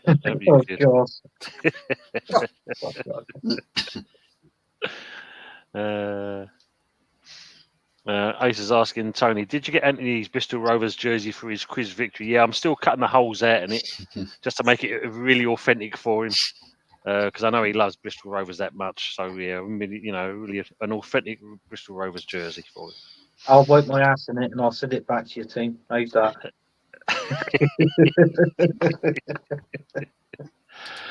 Vincenzo's asking, where will Arsenal finish this season? Before I go for the Arsenal guys, I'm going to actually ask the Tottenham man. Oh. Where do you think Arsenal will finish this season, Jose? Top 4 for definite. That's called sitting on the fence. That's kind of the easy It's way. like you've asked me where they'll finish the top 4. I actually think there's a lot of for me. I at the start of the season I thought the league would go like that because on the one hand we're going to turn around and say I think we all do this. We all turn around and say the Premiership is the hardest league in the in Europe or in the world. The teams that play in the Premiership, you know, it's a bit like international football. You can't go out and muller teams anymore, like 9-0s and stuff like that. Yeah, the gap's been closed. So to win a Premiership game is difficult, and it doesn't matter who you're playing against. It's difficult to bag 3 points in the Premiership in a match that you play. And I just feel that I felt at the start of the season that the Premiership was going to go like that. I don't think. I think it's going to be quite tight. Yes. From yeah, the first from the first 10 teams. All right, there's going to be some that I reckon will be in the top 4, but I reckon that from third, you can probably call it from third through to 10th. You put the names of the teams in a tombola, or put the names of the teams in a washing machine, spin it round, and every time you'll get a different outcome of who you're going to pull out for third, fourth. You know, I think it's going to be tight this year, or tighter for a lot of teams. And as I said, it's really difficult. It's difficult. It doesn't matter who you're playing. It's difficult to keep registering 3 points week in, week out in the Premiership because these teams ain't a bunch of mugs. None of the teams that you play against are mugs. No, it's all and at the end of the day, for me, I think Arsenal have in Calafiori. I like Calafiori. I think he's a really good player. It needs to bed in. Obviously, he needs to learn the Arsenal way and how to play and how Arsenal play and all that. But once he's done that, I think Arteta's got decisions to make on does Calafiori come in to the starting 11? If he does, where does he play? Does he play left back? Does he play left centre half? Where's he going to play him? Do you know what I mean? Yeah. I like Calafiori. The only thing I'd say for Arsenal is about not getting the number 9. I thought number 9 was a fundamental for Arsenal this season. Yeah. And they didn't go out and get a number 9. But in saying that, Havertz has stepped up, isn't he? Havertz has stepped up last season. And so far this season, Havertz has stepped up again. He's played well for the first 3 games, and he's scoring. The goal he scored yesterday, he took that really well. Yeah, so Havertz has stepped up, but I still think Arsenal needed a number 9, in my eyes. Jose's not going to get you 20 goals a season, mate. Is that Havertz? Yeah. But if you're getting goals from everywhere around the pitch as well, though, you scored loads of goals last year, Arsenal. You scored a fair few goals last year, but your players shared the goals, didn't they? Yeah. Yeah, I totally agree with you. on that point. But who's to say that's going to happen again? That's my answer to that. Yeah, like I said, like I said, I thought Arsenal this summer. I thought from the outside looking in, for me, I think they were screaming for a 9. Yeah, agree. I totally agree. We should have got. The thing I'd say with the Kai Havertz thing is that you would need the number 9. You would need a number 9 in the situation that Havertz found himself in one of the breakaways, where maybe just an extra touch to send the ball slightly wider because the goalkeeper's coming out to close the distance to open an angle to shoot past your goalkeeper to make it 2-1 whilst the score is 1-1. So if you have a more clinical number 9 natural finisher bearing down on goal in that situation, Arsenal would walk away with 3 points yesterday because they had 2 big opportunities despite being down to 10 men on the breakaway, where Brighton were trying to hand 3 points back to Arsenal. And I'm thinking, how many games this season will you get where Arsenal get the 3 points and they share a lot of the goals around? But what happens when you get to the games where it's like they didn't win today, they were 1 goal off of winning, and the players that were in front of goal could not hit a barn door? And you go back to then, if we had the number 9, would be a different story. Because as much as Kai Havertz might have a good goal tally, all the other games that he doesn't score in, that he doesn't convert his chance and misses big time, you go, he's a good player when he actually gets the shots on target. Beyond that, and he starts missing. And don't get me wrong, number 9s. Odegaard was poor yesterday. Odegaard was poor yesterday, and he was. Everybody reckons he had a phenomenal season last season. I thought he had a good season. Personally, I thought he was slightly better the season before when he scored the 15 goals. So, but we were playing a different formation then. We were playing the 4-2-3-1. So you had Saka on 15, Odegaard on 15, Martinelli on 15. Jesus was on 12 or 13, and then a certain Smith Rowe was on around about 10 or 12 goals that season. So we had goals all over the place.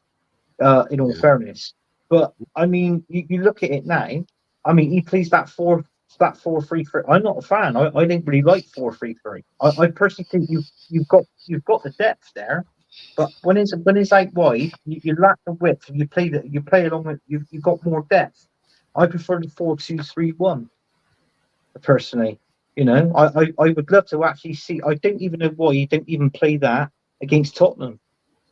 In all fairness, that that formation. I mean, I know it chances it, but you could put Jorginho next to Partey, and then obviously, you can have Sterling or let's say Trossard on the left, Saka on the right, Odegaard up behind Kai Havertz. That'd be even better against Tottenham. I like this one here. I've heard Arsenal sign Neto. I thought we'd sign Pedro Neto, not a keeper, knockoff keeper. Yeah. Big up Geordie as well. Up the Magpies, flying in the sky. Big up to you, mate. It's good to see you. I hope you keep them well. Juan Ramos, so I never got back the manager regardless of their Ramos. God, bloody hell, I remember that. Sure. Never played the Benty way. Never, and his goals dried up overnight. Remember that one? There's another question here. Where is the other one there? And Vincenzo also asking, who's going down this season? I think it's going to be Ipswich. Sadly, I'm thinking it's going to be Everton, which is going to be I'll be so sad if they do go, but as it stands, they're not looking good, man. They're not looking good. And another for now, but I think Ipswich possibly, and Everton. I had start of the season. I based mine on the teams that had come up and who did bad at the end of last season. And for me, the ones that had the momentum last season in the Championship was Southampton in the last 10, 15 games. They had the momentum, so and they've done a bit of business. So I had them to survive. But the team that was in free fall last season was Brentford. So I had Ipswich, Leicester, and Brentford to go down.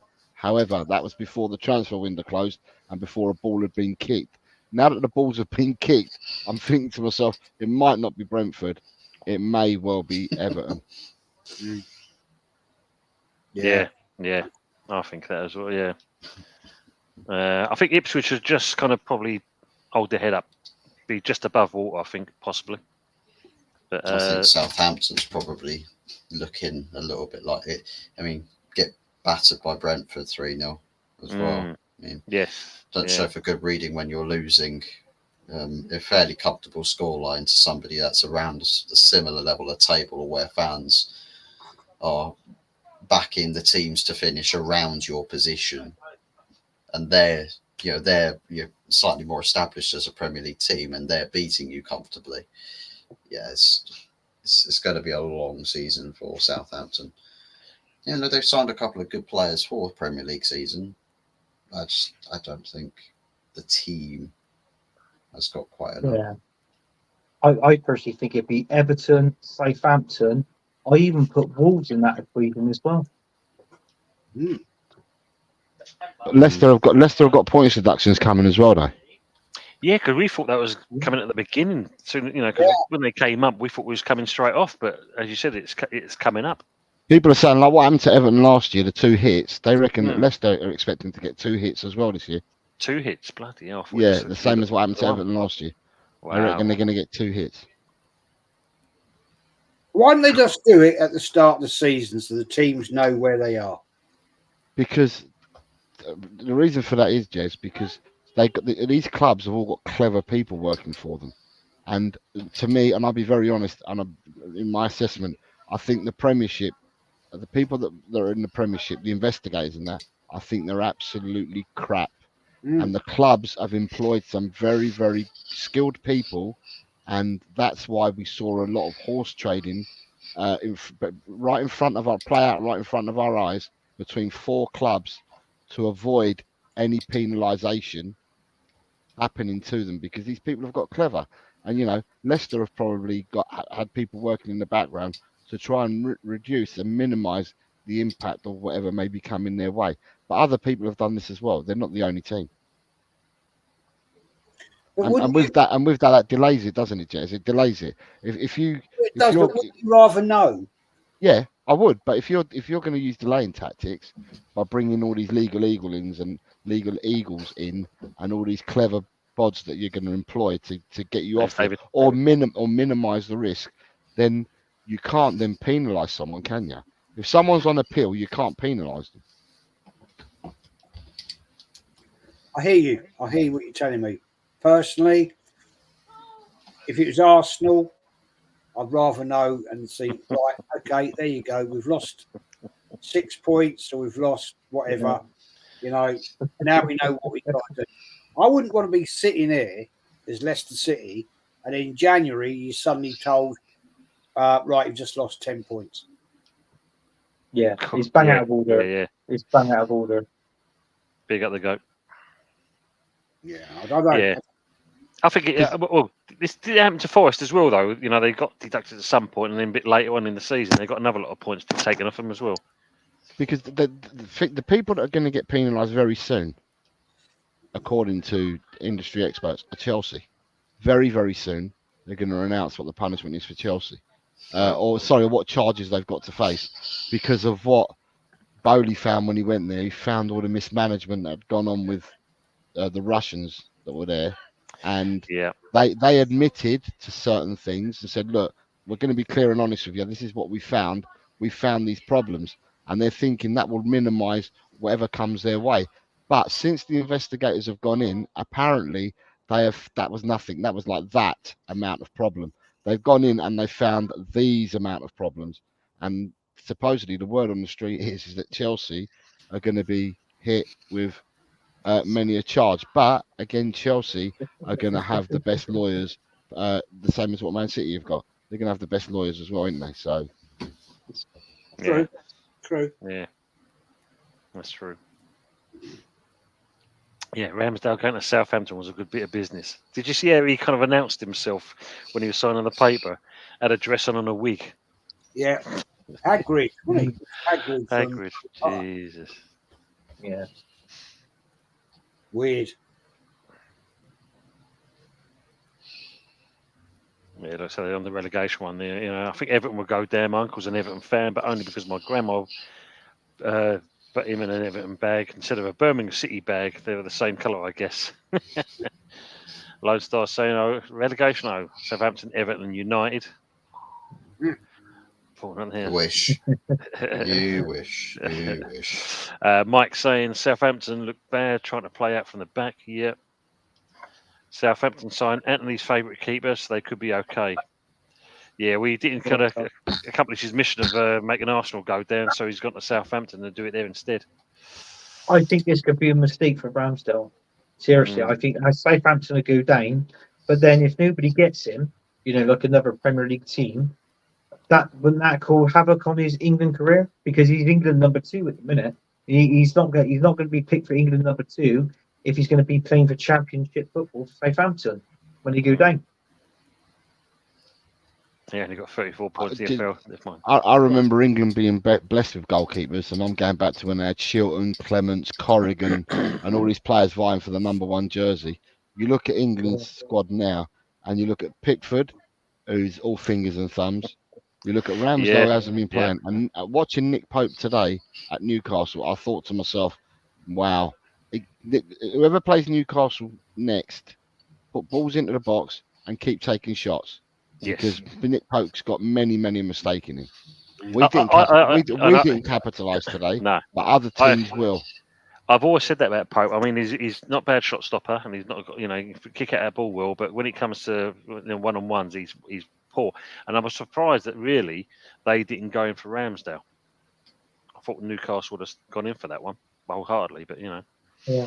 Jez, why would you be sad for Everton? Says Thunder Road. Is there a Scouse bird that you're still fond of there? Not at all, mate. It's all about history. You know, I've been to that ground many times, and it's the history, man. They've been, you know, it's outside of Arsenal. They're the longest running team in top flight football, and it's just sad to see when something like that goes. That's the only reason. I've got no. I agree, Jez. I'm the same. But how many times, like even in the old Division 1 before it came to Premier League, we was always used to having Everton there. I mean, it was a worry of them going down last season. Do you know what I mean? They survived it by the skin of their teeth, but you know, I mean, I think one of the I mean, they never really replaced that, and out of that they sold to Aston Villa, did they? I mean, that is a massive chunk out the spine of that team with him going, and they didn't really replace him, so they're very weak in that middle of the park, Everton. And with Braithwaite, their third centre back, he's injured. I've probably been to Goodison Park, probably in my life, 25 plus times, you know, and it's a great place to go. It's quite a little stadium. It's a nightmare to walk down the country road to get to the stadium with all what goes on. But, you know, I always loved it. It's always a game you look forward to. So I'll be very sad if they go out of the league. Yeah. That's it. Yeah. Budgie's just been attacked by an hornet. Yeah, dog's going nuts looking for it. He squashed the bugger, so at least he's got it at least. Them Watford fans, I swear. Yeah. Big up, Gatesy. How are you doing, old Rob? The West Ham Massive. If you haven't gone over to Rob's channel, please go over and see him, share a like and subscribe. Great channel he is, and great content he does as well. And I've had him on Spotlight. He's a great man. You know, quite interesting content as well. So yeah, please go and see him as well. As Budgie's saying, even at the West Ham, Budgie's saying hello. I reckon the press conference are so freaking cringy, honestly. Even worse than the Aussie Sport journos here. Yeah, there is some plastic ones here, that's for sure. Let's see now. Colin Chill was just saying, Tony Loppy did say he wants to look at free agents for left back and centre back to cover. My sources close to the club say freeze until September the 18th to submit squad. So hopefully there's some free transfers coming in. Hopefully, fingers crossed. One for you, Jose, from Revy. Thoughts on how Spurs judge a team in games? So obviously it's quite clear that we've had a big, massive clear out this summer. We've got rid of players that weren't going to be, that they didn't want to be there. There's only one player left in the club now that supposedly is surplus to requirements, and that's Sergio Reguilon. And you've got Saudi closing tomorrow, and then you've got the Turkish league in a couple of weeks' time. He's in his last year, so basically we've got rid of everyone apart from him, and that was a big, massive clear out that we've done this summer. For me, the manager says he wants players that believe in the ideas that he's got and the way that he wants to play. He wants to get the right characters and create a team that way. And like I said earlier, the easiest way for me to answer the question is, if I compare the first 3 games this season, even though one was a loss today, and I compare the first 3 games of last season, we are in a better place in the sense of the way that the football that we play and the kind of players that we've brought in. I am happier now than what I was, even in the unbeaten run, because it was an unbeaten run for the first 3 last season. I'm happier now where we are now than where we were last season. I think our defence picks itself, and then after that we can have a whole load of permutations in midfield and a whole load of permutations playing up front, providing players are fit. I'm happy where we are at the moment, and I think that if you build a team and you buy players that are all going to gel and that have the right attributes, then back them and hopefully they come good for you. And that's what we're going to wait and see, and that's what I'm hoping will happen with Tottenham. Richard says, so we have a West Ham here, Arsenal, Man United, and Spurs, and not one got a fucking win between us. Thank fuck it's an international break next weekend. Well said.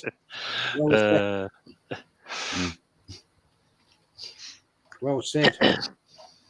So, Ravi's asking the questions for Eltel and Jez and Anthony. Thoughts on the North London derby? Got to help us. That's it. I'm not confident at all. We know it's a tough day out down the lane. So, with our squad, Rice is out. You know, I'm not looking forward to that game one iota. So it's going to be tough for Arsenal. That's all I'm going to say about it. It's not just a North London derby. I look forward to every time we play. I support my team, and I look forward to every time we play. It doesn't matter who we're playing against, and I'm hoping to be at the game in 2 weeks' time. Nice. That should be good. Yeah.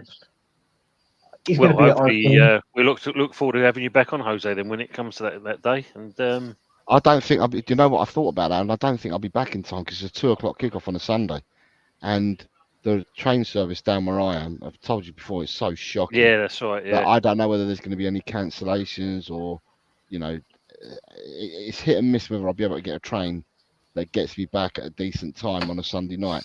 So I don't think I would be back, even though the game would probably be finished by 4 o'clock. I don't think I'll be back home by 8 o'clock, to be honest. But we'll see. We'll see what happens. So for a one-off special and that, the Sunday Night Takeaway, 11 o'clock at night, Jose's back on just for. Fucking hell, I'll be a bet. Oh yeah. Thank you, Nick. I did ask you to be nice to the Spursy man. So okay, Tony, I'll be nicey. Ooh, Spursy daddy, how baby darling, Spursy Wursy. Thank you very much, Nick. Appreciate it. Jose's a very nice man. So yes, you know. Look at me on the pilot now. Top Gooners criticised Trossard, but Odegaard, Gabriel, White, Saliba, and Havertz immune for criticism as their fan favourite. Hope Trossard leaves the disrespect he gets. Interesting. Make up to the pilot.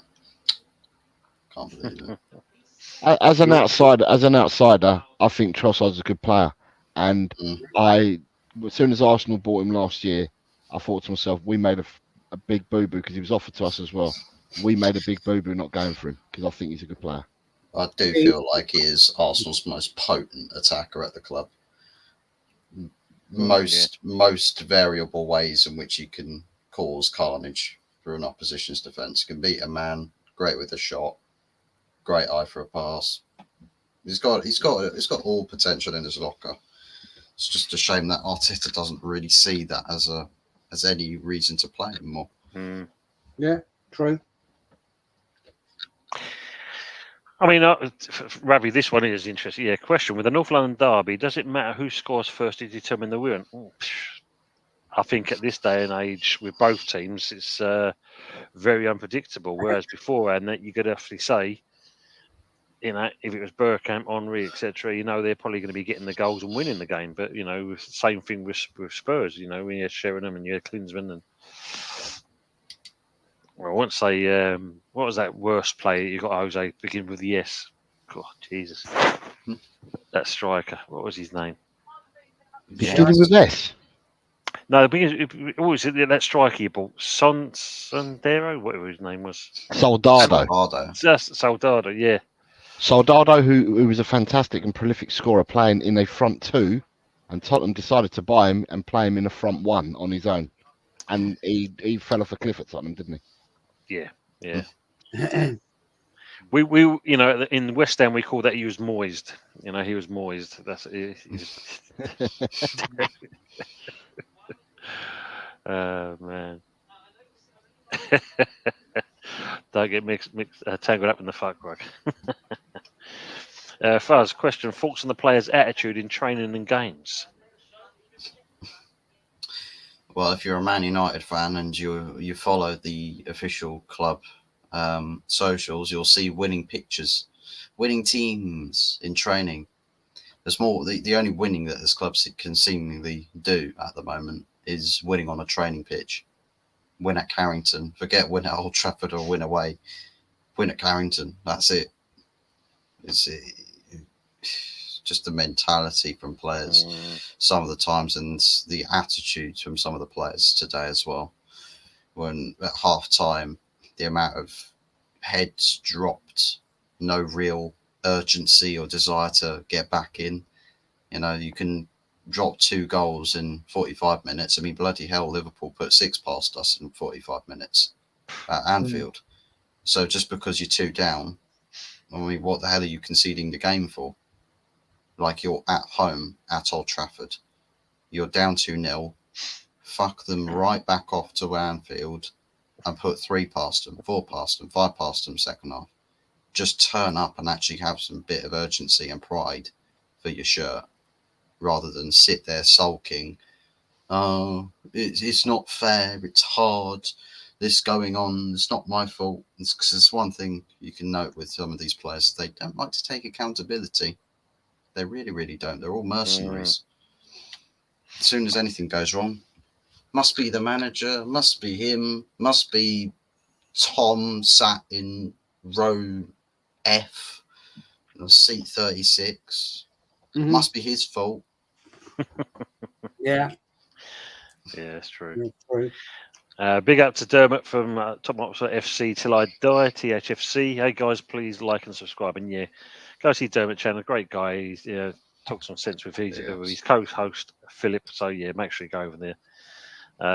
Paddy's saying, Dermot said it on there. Yes, we lost today. That hurts.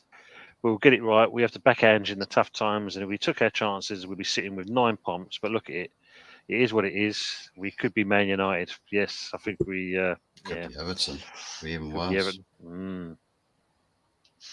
Prefer Trossard to Martinelli. He's so direct. He didn't play well against Brighton, though. But then again, he doesn't often get service.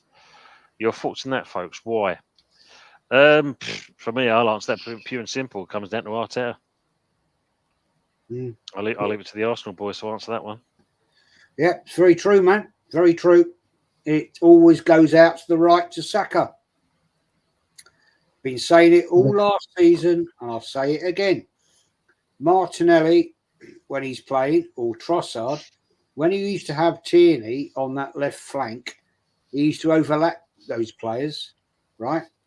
And they'd get into the centre of the box, score goals. Facts. It's easy, really. Anyway, boys, on that note, I've got to bounce. Joe, thanks as always, brother. Thanks, Jez. And you'd like to, as always, shake yourself out and what you've got coming up, please, before you disappear. Arsenal history and more.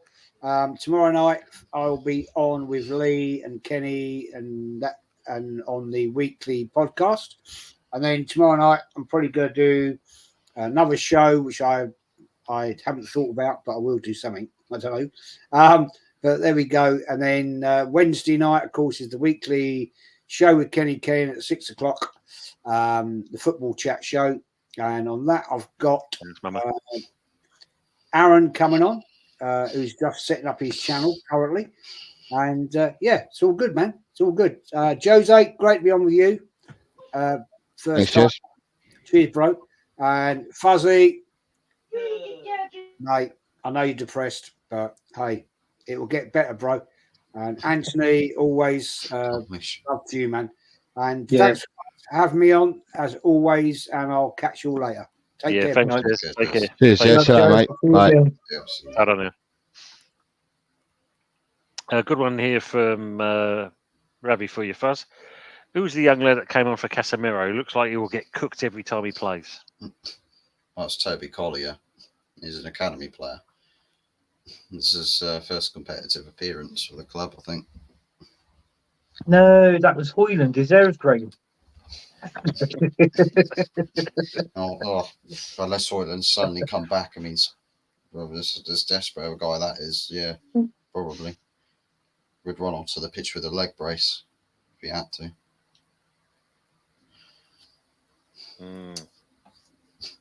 Something else I could also say about Trossard, where whoever was that made the comment about him playing bad against Brighton.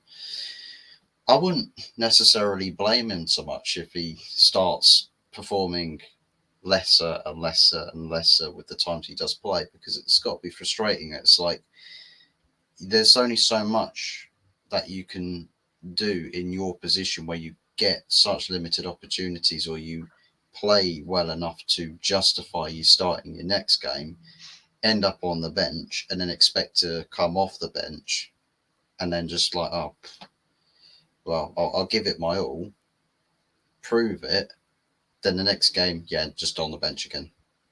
Like, I don't necessarily think with Trossard's selection or how his selections have worked out, it's like with Manchester City and Phil Foden, you could talk about in terms of how they've handled his starts. But Phil Foden, it's all explained to them. Like, in this game, you're more suitable against this opponent. In this game, he's more suitable. So, and the quality of players are just top end. With Trossard, he's quite well rounded to suit against any opponent. So for me, I don't necessarily think that he's being handled in the same way that a Phil Foden would be handled by Pep at Man City. I just think that Arteta just doesn't really rate him to have impact on the pitch the same way that he believes a Martinelli would, because I think he trusts Martinelli more than he does a Trossard. And if Trossard starts dropping performances and just starts dropping some levels, I think he's going to look at. He's probably just going to be sat there like, well, I mean, what do you want me to do? I could put in a 10 out of 10 performance, and I'm just going to be benched next week. I want to start. I want to be playing. I want to be better than. I'm trying, and I feel like I am better than the other players that start in my position. But you put in a 10 out of 10 performance, but you're just benched the next week. And that's got to be ridiculously frustrating as a player like Trossard, that you move heaven and hell for Arsenal. And by the way, came on against Aston Villa where there wasn't really a breakthrough, came on against Aston Villa away from home and, found that broke the deadlock. So even then, when he was frustrated, the guy can still make the difference for Arsenal. Martinelli's not performing. No. Sterling's coming in, and you're expecting him to be a performer. I don't think that's necessarily going to be the case. I mean, I mean, what do you do when you're Trossard? What do you do? I suppose the only thing he can do at this stage is just kind of hang it out, and if he doesn't see anything, maybe ask in the January window to move out or go on loan or something, just to keep himself competitive. But at the moment, I think he's just going to see it in the long haul kind of thing. Robbie's asking me, will we see West Ham win another trophy anytime soon? Possibly, maybe this season with this squad, we've got a chance if he can get it to gel and click together. We've got the opportunity to have some real flair in the attack with the likes of Bowen Kudos. Paquette plays decent enough because he wasn't exactly great yesterday. And obviously with Bowen, Fulkrug, and who knows if we are going to get some other signings over the line before this, what you were saying, September the 18th, Colin, then there's a possibility, we may get something. But I think with where they've backed Lopetegui, for me, I just see it as a case of the intention is Europe and possibly a cup. We'll see on that. Yeah, I mean, obviously, Paddy's saying, I think he's so direct that he suits a more counter-attacking side, not a side that plays tick-attacker football. That's why he's a great impact player coming on when the players are tired. Yeah, totally agree on that. And Dermot said in here, to be honest, we all have had a tough weekend. All our teams have dropped points, but it's a long season. To the Man United, it will get better. It hurts to lose to Liverpool, but you will get there. There you go. It's nice reassuring words there. Yeah. Mama Flossie said, my team won, so I'm happy. Yeah, cheers. Doesn't mean that he's worse than anyone else in the Arsenal side. No, of course not, Paddy. I mean, it's just a fact of Arteta's got his favourites, and they will always start, unfortunately. Yeah, David saying we'll take Trossard. I'll take him at Man United. Absolutely. Yeah. Dermot's asking question to LTL. Where will Spurs be at the end of the season? Does he agree with me? It's time to back Ange. So, for Dermot, the answer that I've given everybody that's asked me is Tottenham will be in the Premiership by the end of the season. We won't get relegated. We'll definitely be in the Premiership. And as for backing Ange, I back him 100 million%. I'm with Ange all the way. I don't believe any of this jargonistic crap that's coming out. And I went to the game last Saturday, Dermot, and I said it on the channel here earlier that when I was asked the question, I spoke to fans at the stadium last week, and what people do on YouTube and what people spout about on Shitter is not shared by the fans that go to the games. The fans that go to the games are behind Ange Postecoglou, so there's no divisiveness. There's no people at the stadium that are like, oh, Ange is this, Ange hasn't got a clue, he doesn't change this, he doesn't do that and the other. You're not getting that at the stadium. You just get that on social media. So for me, but I back Ange 100 million%. And if I end up going to the North London Derby, which I've been told I've got a ticket for, I will sing the heart out again, and I will be behind Ange again in the team. Nice. Just go back to the old keeper situation. We was talking about. Paddy's asked, "Do you guys think Shilton was a bit error prone though?" For me, Seaman and Big Nev Southall were the kings in England. I think the king of England and goalkeepers has to be Gordon Banks, don't it? Yeah. Got to be Gordon Banks. He's a World Cup winner, so he's got to be the king of the keepers, surely. Yeah. Yeah. I mean, we know that there was all good keeper. I mean, Big Nev, bloody hell, But there was loads of good keepers though, Tony, back in the day. Yeah, there was. You had Phil Parkes for a while. Phil Parkes, yeah, Big Phil. £1 million. You got you had Peter the Cat Bonetti at Chelsea. There were some really good keepers, but the keepers the keepers back in the day couldn't play in the Premiership now.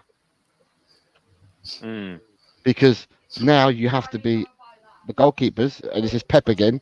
The goalkeepers have to be good with their feet, have to be able to play as a sweeper keeper and stuff like that. Back in the day, all these great goalkeepers that we used to have back in the day, they would come out and they would smash the centre forward.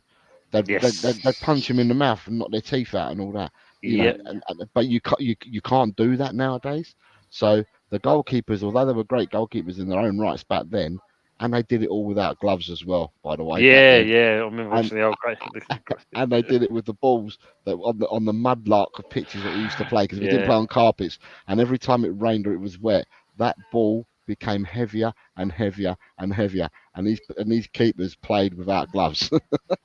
So, but they couldn't play nowadays. These goalkeepers could not play in the Premiership nowadays because football's moved on. It's become robotic. Your goalkeeper has to be able to play with his feet. Forget about if your goalkeeper's any good coming up the crosses. Forget if your goalkeeper's any good at defending his box and that. It's, can he kick a ball? Can he play as a sweeper? That's what people look for nowadays. So yeah, that's where I am with it. No, good. I'm just going to say about Budgie, because he says, "Going to hit the sec, peeps. I'm bloody knackered, but I'm listening. Night all. Mama Flossie, thanks for all your efforts and the support you show to everyone. Absolutely. And night panel, great show. Budgie, thanks again for that. And sleep well, mate. And Nick, no, I haven't missed it. I'm coming back to them. I'm just trying to catch up with all the questions that have been asked beforehand. And so I've seen that one between West Ham and the Spurs one. I've seen that. Seaman was prone to the odd lazy lob. Yeah, he was on that one. Remember that one. Night Budgie. And I come back to the question on that there. They're all just saying goodbye. Yeah, Pat Jennings. Yeah, that's a good shout as well, Dermot. King of the lot. Shovel hands, Pat Jennings. He had the biggest hands for a goalkeeper. He had shovels, didn't he? He did. You know what, Jose?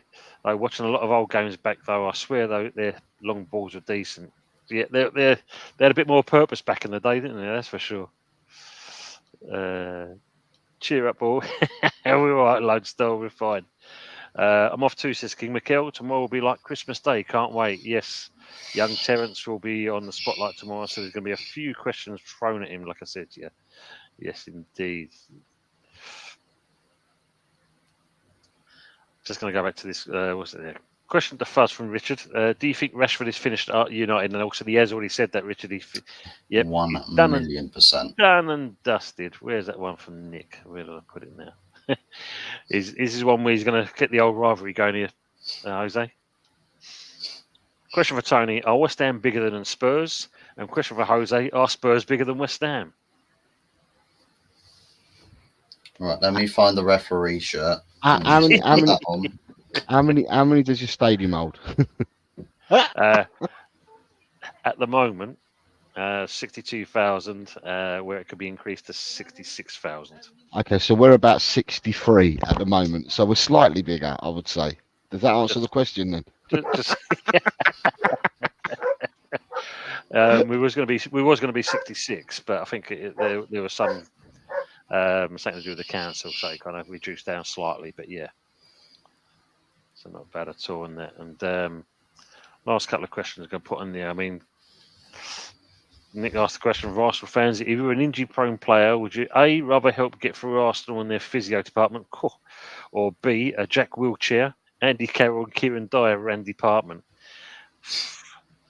Well, I think Anthony's got to have a number 2 by the sounds of it. But looking at that, their medical department is absolutely shocking. Absolutely. Yeah, it is. Yeah, he's terrible. Our medical. He's right, Tom. I just quickly grab something to eat. What's that one? Department or B? A, and rather get help from Arsenal and their physio department, or B, a Jack Wilshere, Andy Carroll, and Kieran Dyer ran department. Oh, I'll go for option B.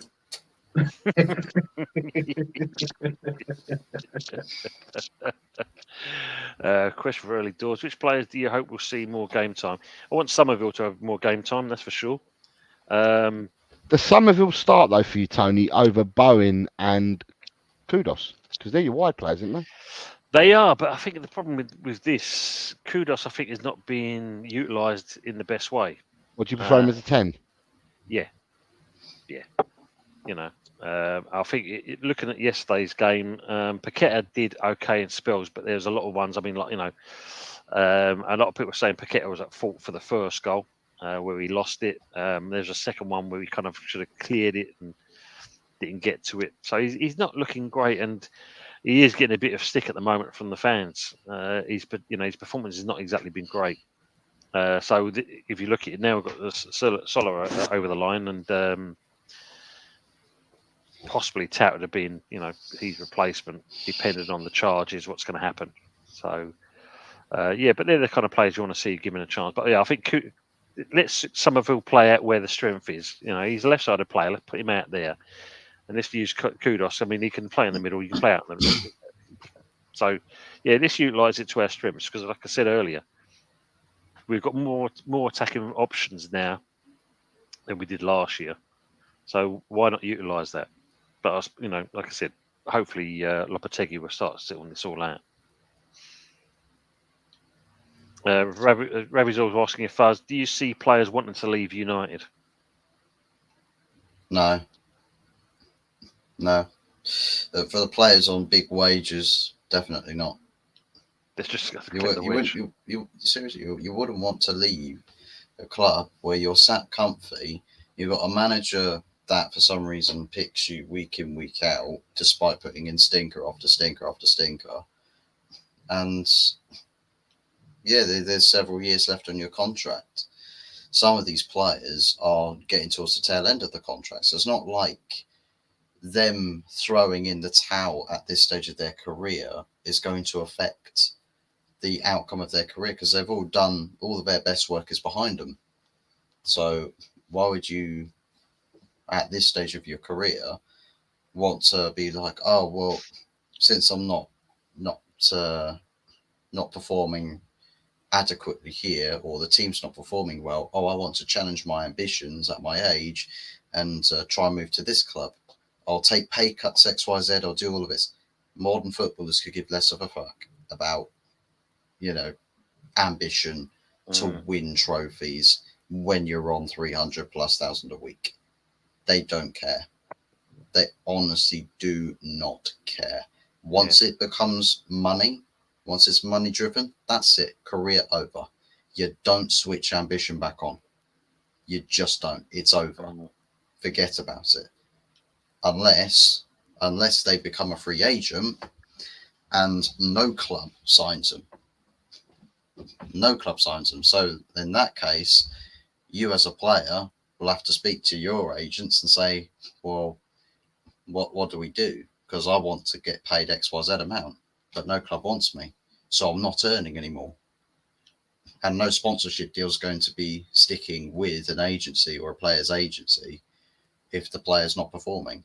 They're just not wearing a club crested jersey. They just won't.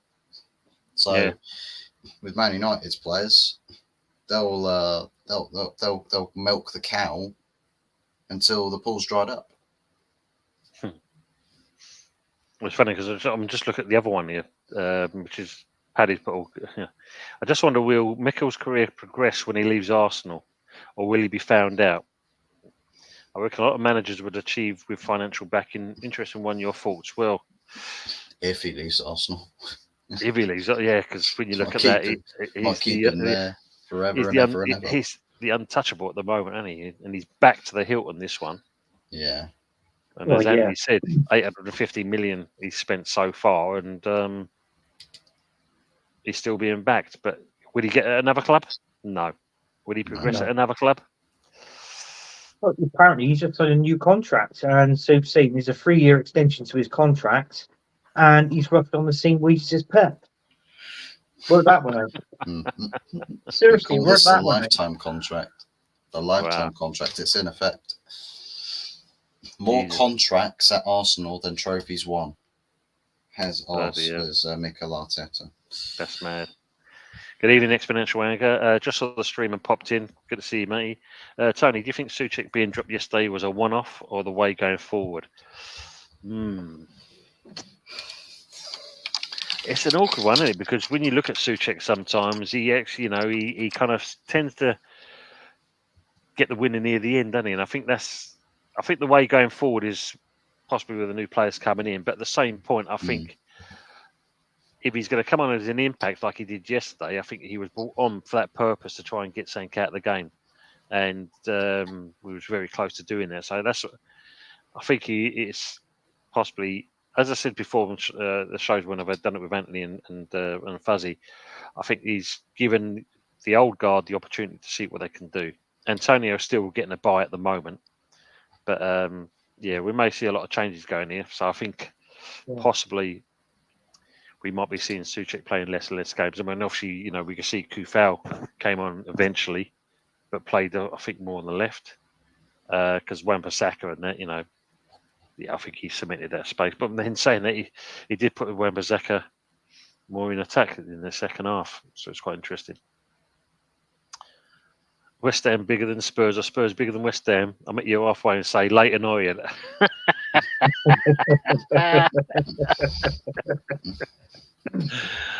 Superb. Dropping a steamer. That's Anthony going to the toilet. West Ham and Spurs combined 11. Ooh, yes, I think we've done that once before.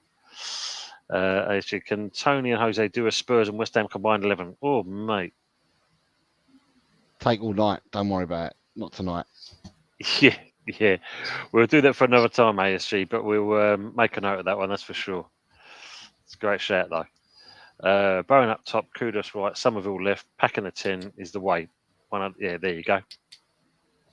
Yeah, totally agree on that. Oh, yes, indeed, Low. So, yeah, Paqueta asleep at the wheel. Yeah. Mama Flossie, thanks for hanging around and doing what you've been doing tonight. It's been superb. Thank you very much for putting all the adverts for the channels.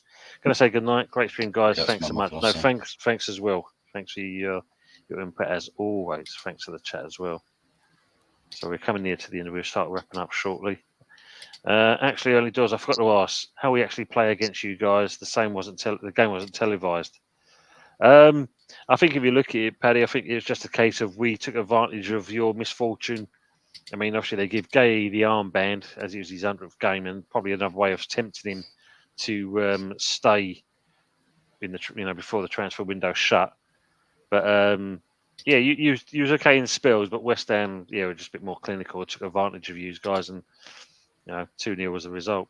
There you go. So LTL Cockerell's website, his channel. So if you haven't had a chance to, please go over and have a look.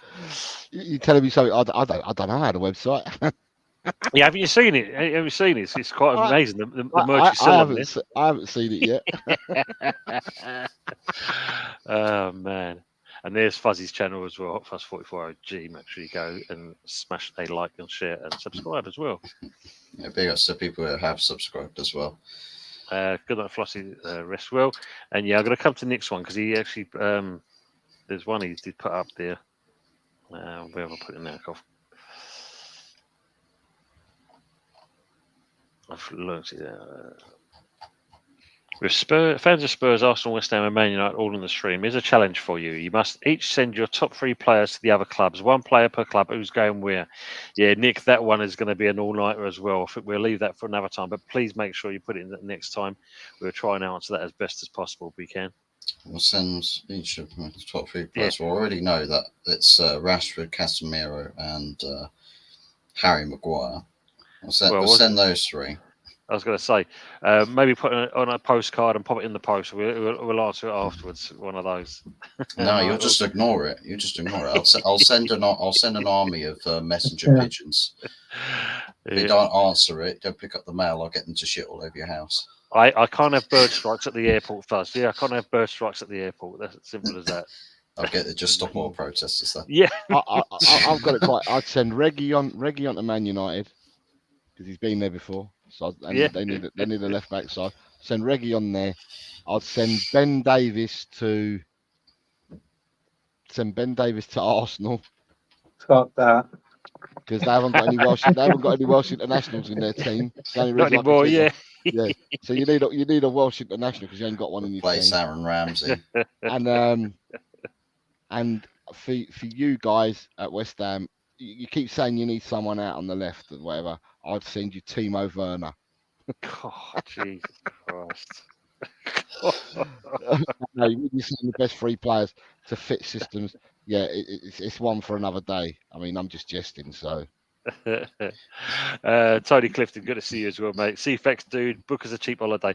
Mate, I don't even get discount myself and I work at the airport and I don't get a discount, but yeah. Jet 2, do a good deal. £60 deposit. per person. Do some good holidays as well. Arteta new deal rewarding absolutely sod all, says everything wrong internally at Arsenal. Yeah, definitely. Yeah. Nick saying Chelsea were scared that Jackson was going into his final 7 years of his contract, so he signed an extension till 2033. Oh my God. Oh, that just sums up that one, doesn't it? It's just good, mate. You know that, as always, Jose.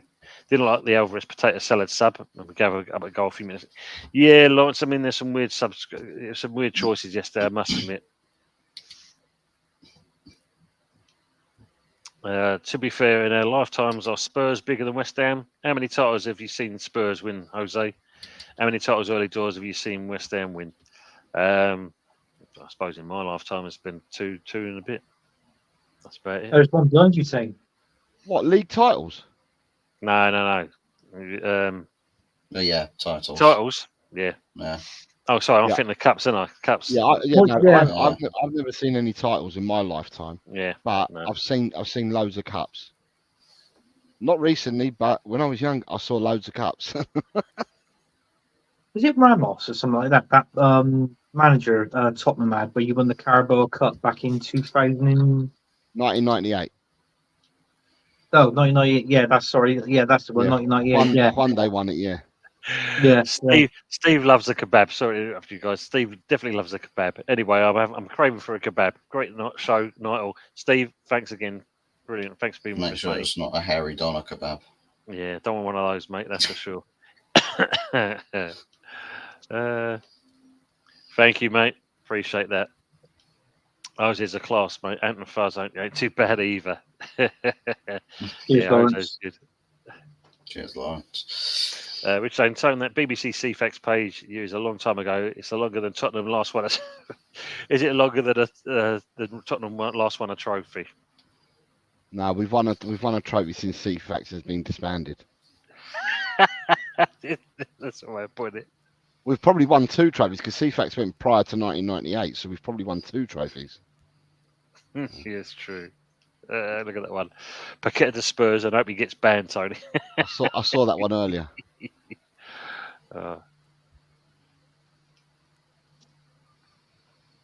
We got down. Evening all. Evening, Steve. And also evening to Russ Morgan. Hope you both well, the pair of you. It's good to see you. I'm not even joking about Jackson. He's actually signed an extension to 2033. He's still having 7 years. Just bloody hell, man. 9-year contract. Stockpiling. They know the transfer ban's coming. Big up Dow, as always. Do you guys know anything about this Norbert Neto? All I know is that he's not a Pedro Neto.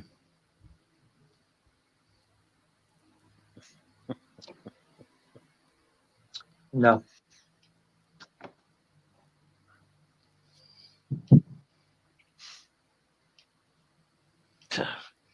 Russ is saying the Spurs won the Audi Cup and they don't stop going on about it. We've done the treble. We've won the Audi Cup, we've won the Ford Cup, and we've won the Volkswagen Cup or something like that. So we've done the treble, haven't we? What was that Tiger one? Was it the Tiger Cup? Wasn't it? Oh, no, but you're talking about a different set of trebles when you're talking about the Tiger Cup. We've probably won the Tiger Cup, the Heineken Cup, and the Kronenberg Cup.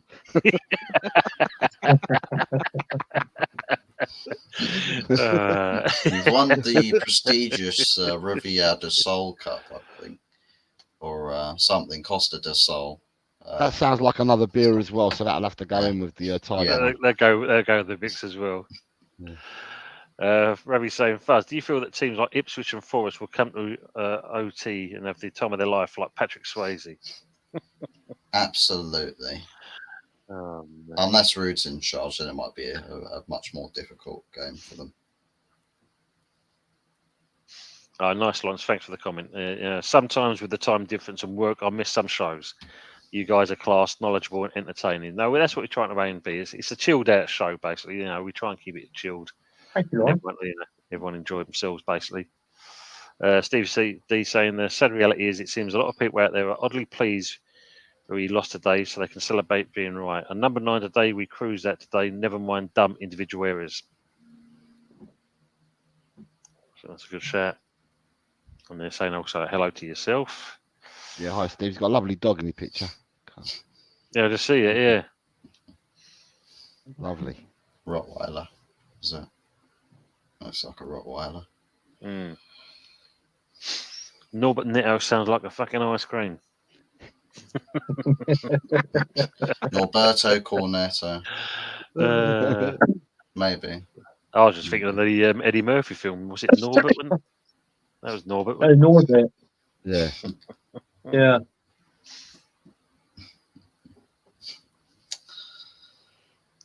Just kind of catch up on there. Did Ramsdale make big howlers yesterday? That's what I've heard. Yeah. Didn't see the highlights. He did he?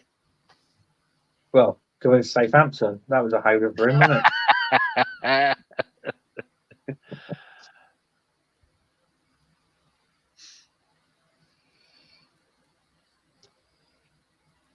Oh, let me just catch up because 1 minute is nothing, and then all of a sudden you get half a ton of questions, things coming in the chat. They wait for you to say that you're going to start winding down the show, then everybody joins and starts. Exactly. Yeah, exactly. I've just seen Palace win one league title. Just saying. Good luck. No, that's League One title, Paddy. It might have been. It might have been the old Division 3. Who knows? Yeah. Yeah, it could have been the old Division 3 or even the old Division 4. Because back in the day, it depends how old you are, mate. But back in the day, in the 70s, Crystal Palace were a 4th Division team, weren't they? At the beginning of the 70s. I believe they were. Yeah. Mm. Yeah. I don't know if they actually won. Did they win Championship when they were getting promoted to Prem?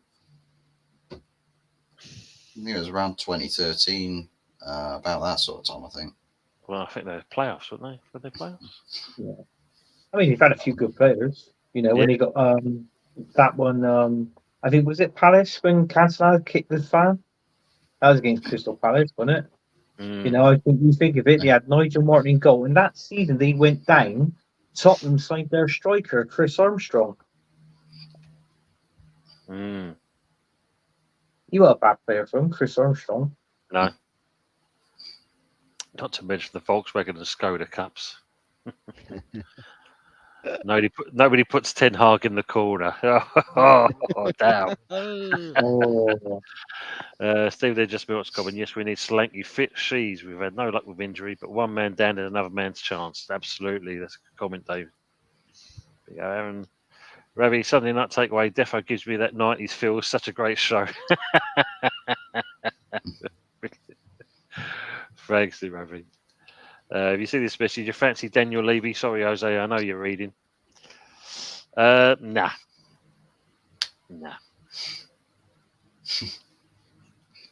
I've lowered my expectations to the double now, Steve's saying as well. So it's gone from the quad to the double now. Well double done, there, Steve. Yeah. Quad to the double. Lawrence is saying, Tony, how much did it cost you for Jose to be on the show? I heard it was 2 spuds with cheese, beans, and sour cream. That's our Lawrence for you, isn't it? Yeah. And a packet of crisps, Lawrence. Don't forget that part as well. That all made a difference. LTL, how many points do you see Spurs get in the away games? Fuck, you know, I don't even know how many you got last year. Okay, so how many teams you got to play? You got to play 19 teams. So that's 57 points. Right, I'm going to go for 35. I'll say 35 points out of 57. Interesting. I just like this. What David's put here. When I see Levy, I see Mini-Me from Austin Powers.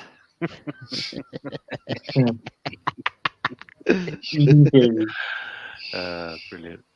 Nick saying West Ham are going to win the Prem before Spurs. Mark my words. Ooh, fighting talk. I think the last time Spurs won a proper cup was 91. I grew my first pubic hair a very long time ago.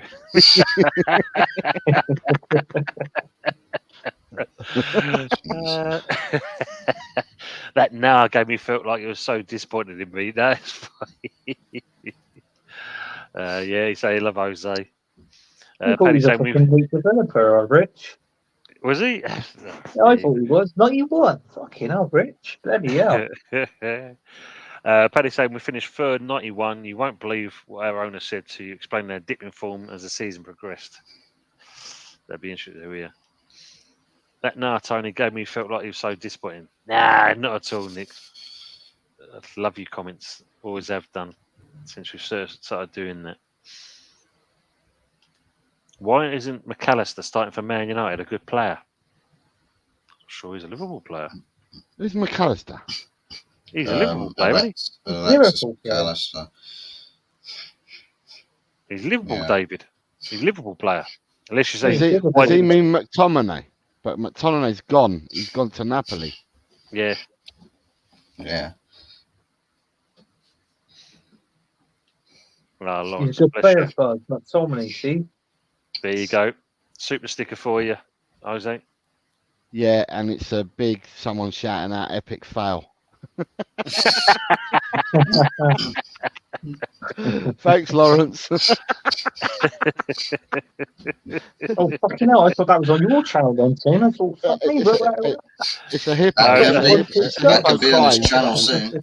It's That a could be hippo on his crying. channel soon. It'd be on Fuzz's channel. I thought Fuzzy got 1K, but Tim's got to fucking 1.5K. No, I'm now 39 away from the 500. So You've gained 5 or 6 on today's show. yeah, I have, mate. Yeah, I Good. have. Yeah. Thank you. That's good. Oh bloody hell! Yeah, Monetization right around the Ron corner. Nodes. Look at that, Ron Nodes. Yeah, stated black players don't try hard enough in the winter. What a wanker! Oh, Ron Nodes, Jim in for him. Wow. Fucking hell. Oh, Nick, bless you. You love my comments. Oh, David Moyes is the nicest, bestest manager in the whole universe. He's such a genius tactician and should manage Madrid one day. He's such a good manager.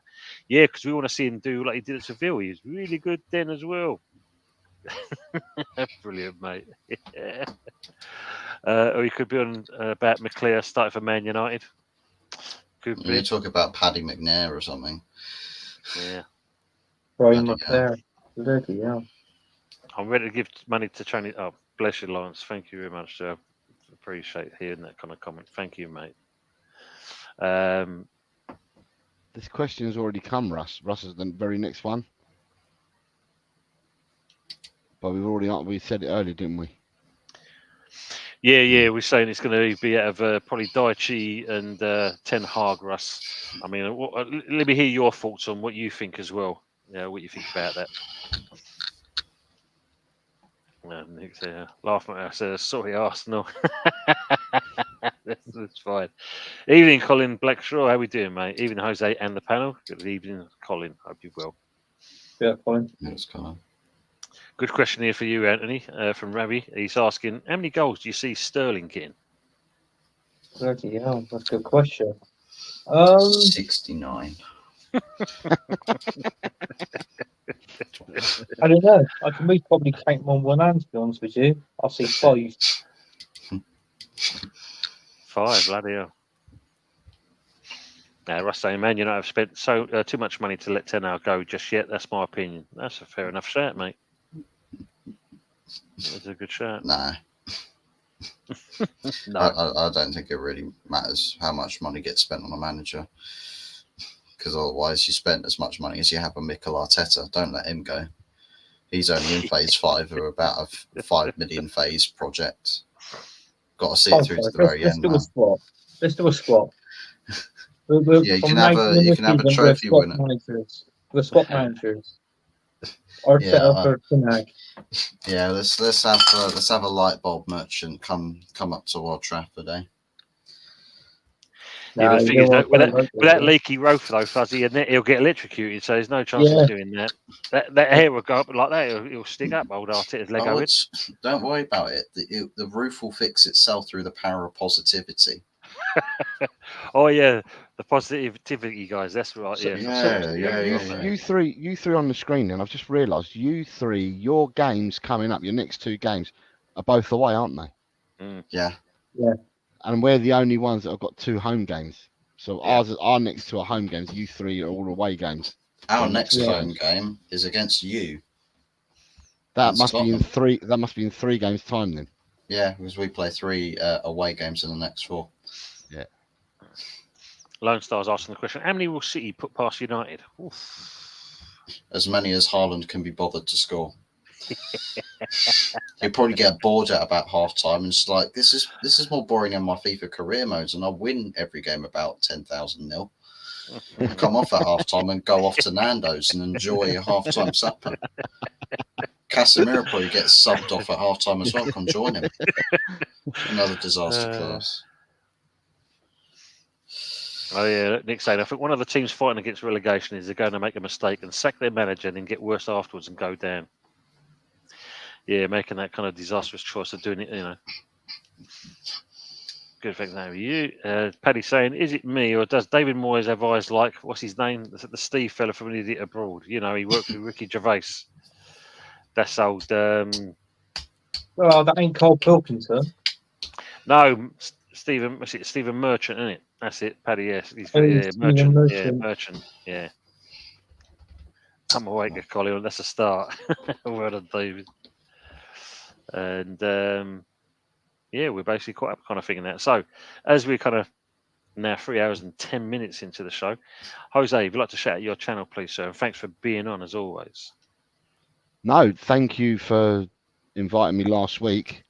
I've watched. I've said hello in the chat and stuff like that, but it's nice to be on with other like-minded individuals. It's good to see that you can have an adult conversation, and you can have a bit of a laugh, which is really good. And the chat has been popping. Yes, absolutely fantastic. The chat's been, so thank you to everybody in the chat.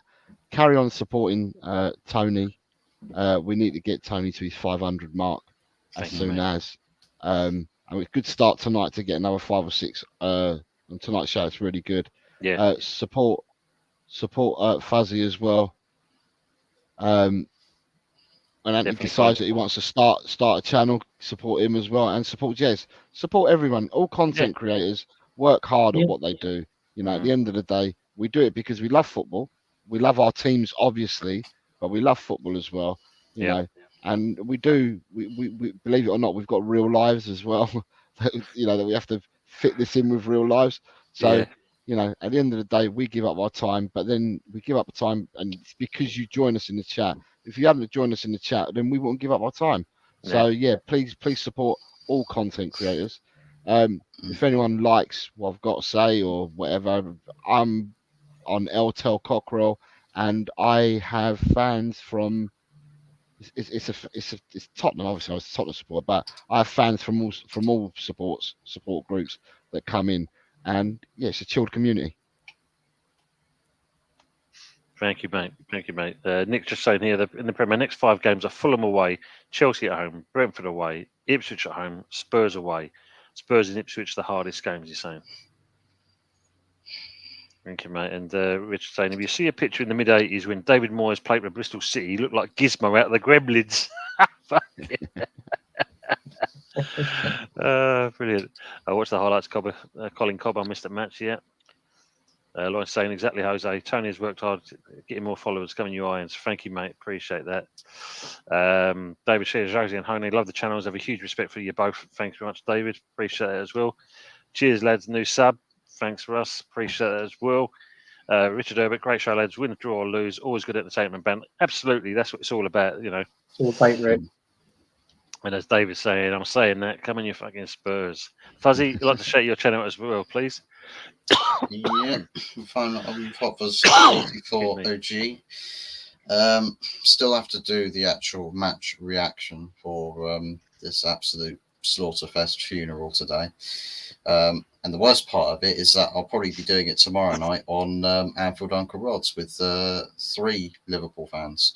So that's going to be a big bully fest. I'm going to have to be like bloody Eddie Hall against those 2 trash talkers in that cage fight where he absolutely slapped the bloody taste out of their mouths. It was incredible. Thanks, Aaron. But yeah, get that match reaction done out the way. See what else there is to talk about the club. Probably address a few things with reality bites in the managerial situation. So I'm sure I'll do a show about that. Talk about the managerial scenarios and in which way things can go. And of course, then after that, the good, the bad, and the ugly. I think I'll probably need to invent a new term to go after ugly, just to fit me in there.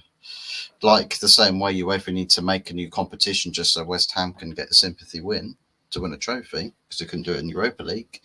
Got to find a new category to fit me into. I'm sure I'll speak to Anthony. We'll come up with something for you, mate. We'll come up with something just before that part there. He's changed his name. You seen it? Yeah. Have you seen his name? ETH. Yeah. Nick's asking you, Jose, did you have a fuck rug? No, I haven't. Only West Ham's got the fuck rug, so yeah. No, I haven't. Big up Michael, Chelsea FC. Big up Tony in the panel. I'll watch your stream, mate. I can see Fuzzy's huge disappointment there. Yeah, it's plain and clear in sight. Good to see you, mate. Hope you're keeping well. That's it, right, Jose. It doesn't matter what team you support. It's yourselves that make it entertaining.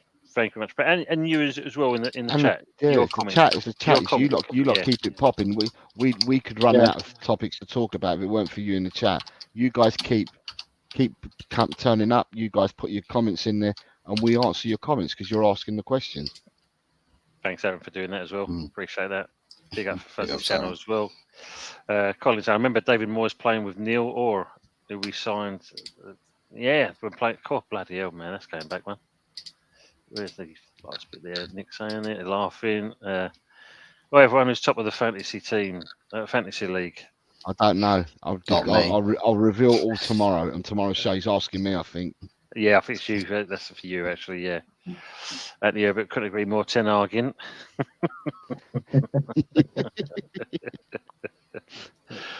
You see my name and subheading. Kip Rose, Nick's taking a shot at you. Yeah, always. Night fellas.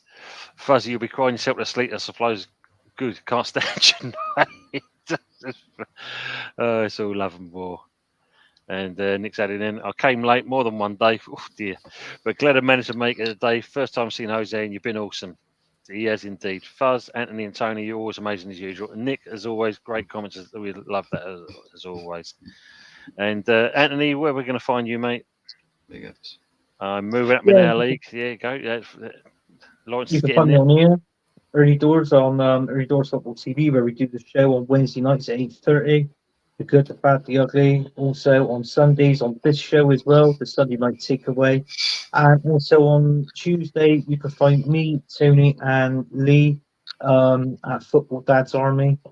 He's trying to get up to 800 subs, so click and subscribe to his channel. And yeah, we just chat about all Arsenal. There is a section for Tony in there. It comes under Hammer Time, so I'm looking forward to that and see what he's got to say there. And just basically like and subscribe to everyone's channel here. Also in the comments as well. And people, thanks for tuning in. Arteta in for life. Yeah, does Anthony drive a combine harvester? And you look different with no cap or a beard. Don't look like Zach Dingle now driving his tractor. No, that's David. That's Dave, unfortunately. No, it's not me. That's Dave. Anthony, you're a Ray Parler, drop all gang of cobber. Thanks, Colin. Appreciate that, Colin. Always a great show, boys. Thank you very much. And that 10 arc forever, Aaron, saying there. And last but not least, Arsenal X-Rated. I hope we see you on the show again, mate. Yeah, Jose, hopefully we'll get him back on again. And we'll definitely look forward to it. And yeah, that's basically it. So just going to go over a new outro. And we are done for the night. Thanks very much. It's 3 hours and 18. Enjoy your weekend. You should be fine on it. This one's a bit more kind of mellow. Oh, is it?